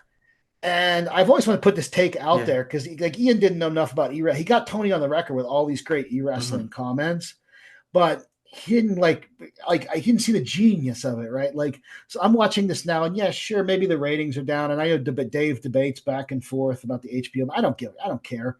I'm glad these guys are getting paid. They have enough money that this is a tax deduction for the most part, whatever it is, and it's making money. Yeah, It's making they some have money a for somebody. lucrative TV deal. It So works. The colors are the old, the old Nitro colors and so on. It's great. Shivani is still on it. It's hitting the spot for what I want. For whatever you want to say about Tony, and everyone has an opinion on Tony. And my podcast, everyone knows, is generally a pro AEW podcast.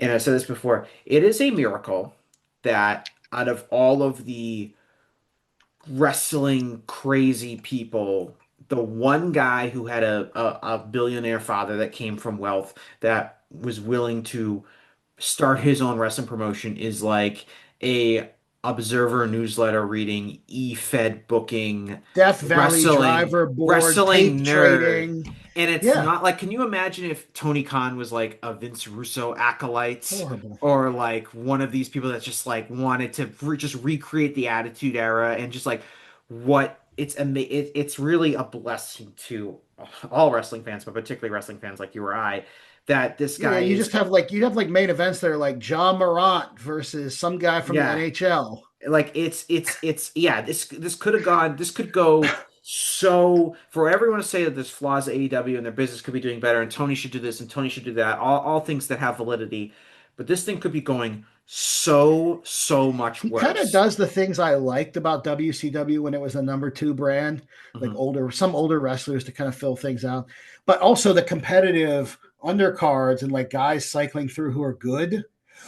He does that, but this time around they don't get over talked. Like a Nigel McGuinness will cover them pretty well, and Tony is in his element. He's doing his best. Taz is pretty good at what he does for the most part. Like he's not my favorite part of the booth, but like it's fine. And then like you get to see they're letting some weirdos develop. Like Harley Cameron doing ventriloquism is a great thing.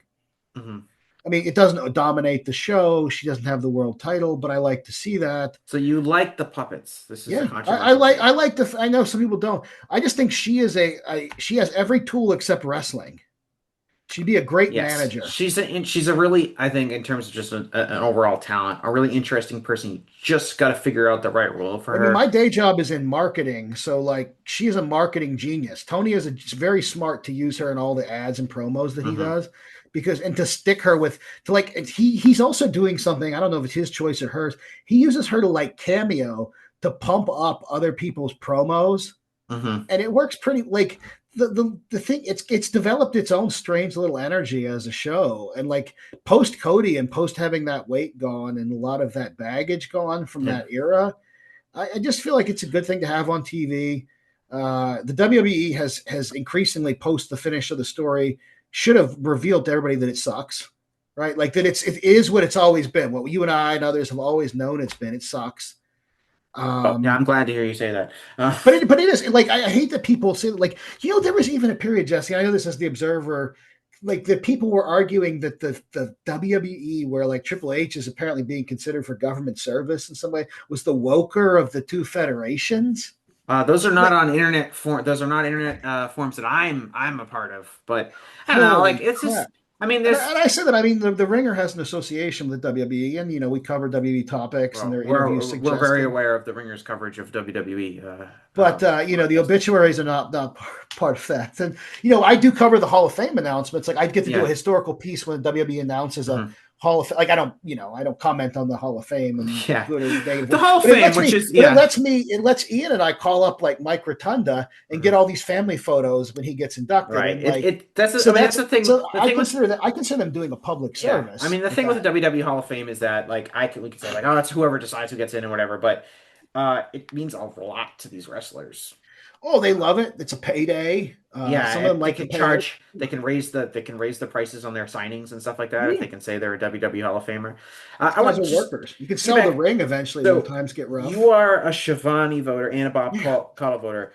Give me your Monsoon Ventura takes. Well, I'm reading the Brian Solomon book on Monsoon right now. I've always liked his. I think Monsoon had a great role as like a number 2 villain for much of his career. He was a good to great he certainly made the most of being of the era of open weight amateur wrestling. Mm-hmm. You know, I actually have dug into the Mike Chapman archives on like wrestling history and like found some old commentary on like Gino Morella's wrestling style. Mm-hmm. He was one of the fat lay and pray type heavyweights. Mm-hmm. This is when he's like at Syracuse, yeah.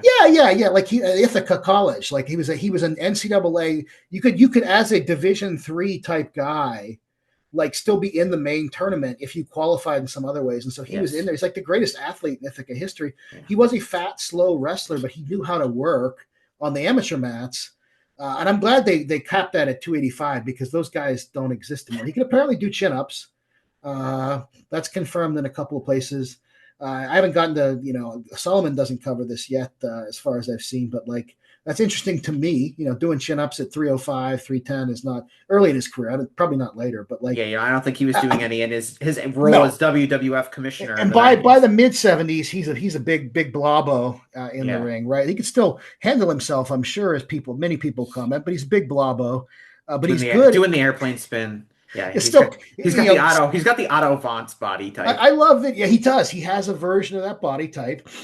I love that he retains the ethnic heel, the ethnicity that he's not named throughout his career, long after he just becomes Italian guy in a tank top who wrestles Muhammad Ali. He's not like the guy Bobby Davis found showering under a waterfall when he was walking through Manchuria. I'm glad you got that guy in. I didn't even realize he was in. He was a great manager. So that's like, I know. Thank you for saying that's a story that if you're claiming, I don't know if you did or not. You said that. I wrote a piece about him, and like I said, I'm mostly recruiting people to join the ballot to vote for the people that I want them to vote for. I mean, that's just one that to me is like, I've seen that name in enough accounts to think that like, just like Morris Siegel probably should go in, would be a nice, weird fit for something like this. You know what I mean? Like, Bobby Davis fit. To me, he's in a lot of ways like the innovator of the heel, cocky heel manager.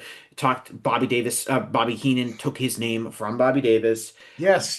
Jim Cornette has said many times how, he was obviously inspiration. You watch a Bobby Davis promo and it's like, wow, this is like watching like a grainy view of Jim Cornette. Like, it's just very obvious to me and finally to the voters that like Bobby Davis is the prototype of a very significant type of wrestling character. When you lay out that prototype and you do it over a sufficient amount of time, you should probably go into a Hall of Fame like this because it is the mold breaking. Today, who are the top? Paul Heyman and Don Callis. Don Callis is a Hall of Fame level performer. Right. Even people that are like, all WBE still all in for that will say Callis is one of the best things. But even Heyman, so good. Heyman, like these guys, like the role of the evil heel manager is like still extremely prominent in our wrestling culture, and it's really they fill huge amounts of airtime. Those two guys. But so Gorilla, to me, I didn't think of him as someone I would vote for, but I'm starting to come around on him for a couple of reasons. The book should help. The book so far, and Solomon having that WWF Wrestling Magazine background and the access, he does a good job with his books. The Sheik book was good. I think that should help in the years. I don't know how many more years the Gorilla's got on the ballot. So he's back on the ballot for the first time in a while. Okay, so he should get in. I think the book will help. So he needs to get the percentage. He's interested. So the things for Gorilla that I like about him as a case.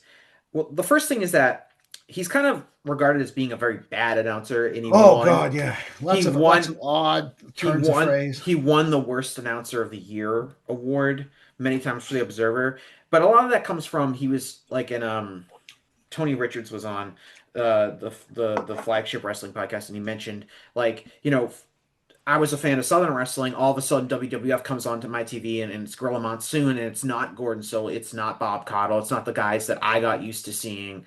It's and I got of course we hated this guy, and so they would obviously he doesn't vote in. I personally, as a fan, I enjoy Gorilla Monsoon as an announcer. I wasn't watching something likable about that guy. I wasn't watching him. Yeah, him and Jesse, who's also on the ballot. We'll get to him in a second. Him and Jesse, and even him with Heenan, they had this easy chemistry where they were, one was babyface, one was heel, but you always got the sense that they did like each other, and it was kind of like watching wrestling with two old friends. And sometimes they had moments, and I look for this. Shivani does this at times. JR did this too much, but Jesse, who did play like community college football and a few other things, and was a good state swimmer in high school and all that stuff. And then Gina, who was a real athlete. Mm-hmm. They did have moments where they were like, they would drop out of their personas, kind of call it like a sport, jump back in. And then, but it worked in the flow. Well, like you said, it's because they liked each other. Yeah, they really liked each other. Jesse would say like they'd be doing a King Kong Bundy match, and Jesse would be like, "Oh yeah, like a big guy, he should be doing that." Did you ever do that, Gorilla, when you were wrestling? But that was the perfect amount, and that made it feel like it was a real sport, right? It's like it's the same way like if I was watching an NFL game and JJ Watt's the color commentator, JJ Watt is going to talk about, when I was doing a defensive lineman and they would double team me, I would do this, and I don't know, it just makes it feel. I like that stuff. And I think that really adds to the thing. To this day, many people, I'm not one of these people because it's not my childhood, but a lot of people, they go and they watch WWF Superstars or Primetime Wrestling or these wrestling shows that WWF would syndicate in the 80s and early 90s. And these shows are really like there's really nothing happening. It's mostly squash matches. Maybe there's one like notable star on Buddy it. Buddy Rose will have a 4-minute match. Yeah. And like But what people are watching is they're watching to hear Gorilla and Bobby or Gorilla and Jesse Ventura and that kind of chemistry. That they are the stars of the show. The stars of the show are not the wrestlers who are in the ring. And I think that is really interesting as a case. I'm not sure I'm going to vote for him. This is such a tight not category for me. Jesse, I feel more confident voting for just because I think he's a slam dunk. He's the best heel commentator I think ever. He has a voice that is unlike any that has ever been in the business. I would probably, if it were my Hall of Fame, not Dave's, I would put him in as the muscle. Like I know Graham is the heel muscle wrestler template. Mm-hmm. Hogan is the heel muscle wrestler star. I think that Ventura was just the best at posing, arm wrestling, killing time, walking around the ring. And again, like JYD did these things at such a high level with such a weird look, right? Like a bald head and a yellow, blonde yellow hair and a mustache. And just like the weird, the hippie, there's so many clashing things on him, like Vietnam vet, hippie, Hell's Angel, all this random SEAL, all of which is true. Like crazy conspiracy theorist, but also the former governor of Minnesota. Like amazing. Eventually, we learn it's suing people, whether it's Vince McMahon or the American Sniper. Always knows how and when to sue. All-time great, like in terms of like if you're writing an obituary, like a New York Times I'm obituary, waiting for that one. Style, like just what a crazy life. I think he's the best heel announcer ever. I think he's the absolute best at, and there were many, many bad imitators of Jesse Ventura after him, but Jesse was the best at being a heel, but giving enough credit to the baby faces and showing enough maybe suspicion of a heel where he kept his, you knew he was a heel, but he kept his level of legitimacy, which helped the role. Because subsequently, you'd have all these guys who would just be like, they'd be like annoying heels on commentary, and they would just clearly be like always in the bag for the heels. Jesse always he disliked Hogan. He'd support the heels. He'd talk about how cheating was necessary.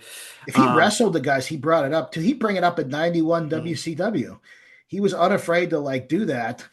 And he just did it. He showed up on Saturday night's main events like this past year, and he's better than everybody else. That's what got my vote to if I hadn't given it already, it was the fact that in this is now and it's political, I guess. No one really cares, but the WWE is more firmly aligned, no matter what anyone says, even if Vince is gone. The WWE is more firmly aligned with the current administration than at any point in its history. I mean, Triple H is reintroducing the presidential fitness test, and all that sort of stuff. And Jesse, meanwhile, will come on the Saturday night's main events until he's fired, and make fun of Greg Abbott, and then finally, in the greatest moment that I can recall, just spends the cage match talking about the mechanics of the cage match not making any sense, and it was just wonderful. Yeah. And just not letting it go. He knows what he's doing. He doesn't care. I mean, he is still so sharp that he just does not care. He drops in and he's it's such a risk to bring. It's always you ever talk to older wrestlers and most of them have no idea what's going on right now, which is fine. It's not in their business. Not Jesse. Jesse is fairly right. Well. He's prepared. He goes on there and he's prepared to to do things. I mean, I've heard stories about, wrestlers getting interviewed to work for a company, and they get interviewed and they just clearly don't know anything about the company, and like it's just They such a just need difference. they need the payday. They Yeah, gotta but get but they're not prepared for the interview. Like Nope. it's such a difference than like the real world where it'd be like, wow, if I'm gonna work for this company and they're gonna ask me all these things, I should and I'm supposed to be an expert, like I should definitely become like do a lot of studying, take notes, get ready to attack this interview with to show how valuable of a person I can be. And these people show up and they just have no clue. Um, yeah, I kind of would like to see Jesse on in AEW. I know that Yeah, yeah. He probably you'd have to probably break the bank to get him out. Tony's enough of a But freak Tony to do should. that. Yeah. Tony should, and I honestly feel. I mean, you just want to use him selectively, but he'd come in prepared because Jesse at base is like an actor and a performer, and I think he could, in the right cards and the right matches, elevate them or be fun. Like the way the Saturday night's main event idea of using him to call certain matches and have like an opening segment is pretty cool. Yeah, he's better at this. He's sharper and better at this stage than like old JR would be if you used him for that. I mean, that part of the I mean, I think Jim Ross was. I understand why AEW signed him to start. It's a smart move. Good. There's a lot of benefits to that, but it just became apparent that, and this has been a problem throughout his whole career, is that if Jim Ross personally does not like a wrestling match or something that's happening, he can't. He's not a professional. He can't help himself from doing that. And it's like, this is something that Dave said before. He's like, when you're an announcer, you're in sales. You're selling. Yeah, as a marketing person. Yeah. You're selling what is being on. So you put over the wrestlers, you put over the action, you put over what's going on, and you have to do it you have to keep a line of credibility. You can't. And that was something that. I think Tony would be okay with Jesse critiquing matches the way he did the cage match. I think that's a unique use of an older wrestler, especially if he's just kind of sincerely analyzing what's going on. They're going out the door. So when what's the point of this? So when he inevitably stops getting called back to do these WWE shows, I would consider. We're gonna wrap up. Is there anything you want to add? Anything? No, this is great. This is great. I think that I hope that a lot of the people we discussed, especially the ones where there's agreement, get in just to clear the backlog, get these people moving in. Like, we'd really love to see. I think the Observer Observer viewers and subscribers and voters are going to push Samoa Joe in. I'd love to see Morris Siegel get cleared off, because that's such a crowded thing. Yeah. I think it's going to take more time for Joe to get in. I was very excited that he was getting this main event push and he's cutting these good promos and stuff like that. And I'm like, oh, what a perfect time for Samoa Joe to get his once per year. Give him another belt. Let him have another run. It corresponds almost exactly with the ballots coming out and the ballots being due. Yeah, I mean, this year I'm expecting not a ton of people to get in. I think there's kind of a logjam of people. I could see CM Punk getting in this year. I could see Cody perhaps getting in. I think JYD has a chance to get in. Dory Dixon in Mexico seems to be trending in the right direction. That's good. But it's going to be interesting. But I want to thank you for joining the show. It was a great guest. Yes. This concludes, I think, my Hall of Fame coverage. So I appreciate everyone who's been tuning in. And I'll talk to you all again after a while. My name is Tyler Fornes, and I am one of the co-hosts of the Good, the Bad, and the Hungy AEW podcast here on the Voice of Wrestling Podcasting Network. We take a broad scope approach to the world of All Elite Wrestling and the entire universe of Tony Khan. We talk about the big matches, the big stars, the promos, the storylines, and we also look at it from a big picture perspective. How are things going to change over the course of the next 10 years with AEW still in the picture? How are companies like WWE going to adapt and adjust to AEW? Are they going to be a similar way like they did with WCW in the late 1990s? Will there be a counterpunch? We talk about all of that and more on The Good, the Bad, and the Hungy every week on the Voice of Wrestling Network. Hey everybody, my name is Jesse Collings, and I am the host of the Gentleman's Wrestling Podcast, a show right here on the Voices of Wrestling Podcasting Network. On the Gentleman's Wrestling Podcast, we take a deep look at individual issues and stories that are going on in the wrestling world. Each episode is about a different topic, and we take a thorough and educated look at things ranging from current booking trends to breakdowns on individual performers and angles to investigations into different fan cultures across the industry. In addition, we keep a close eye on the wrestling media, and as a professional journalist, I bring a unique perspective to how current issues in wrestling are being covered and discussed through the wrestling media. We have a revolving series of guests from across wrestling punditry joining us on each episode, and we hope that you make the choice to give us a listen on wherever you get your podcast from.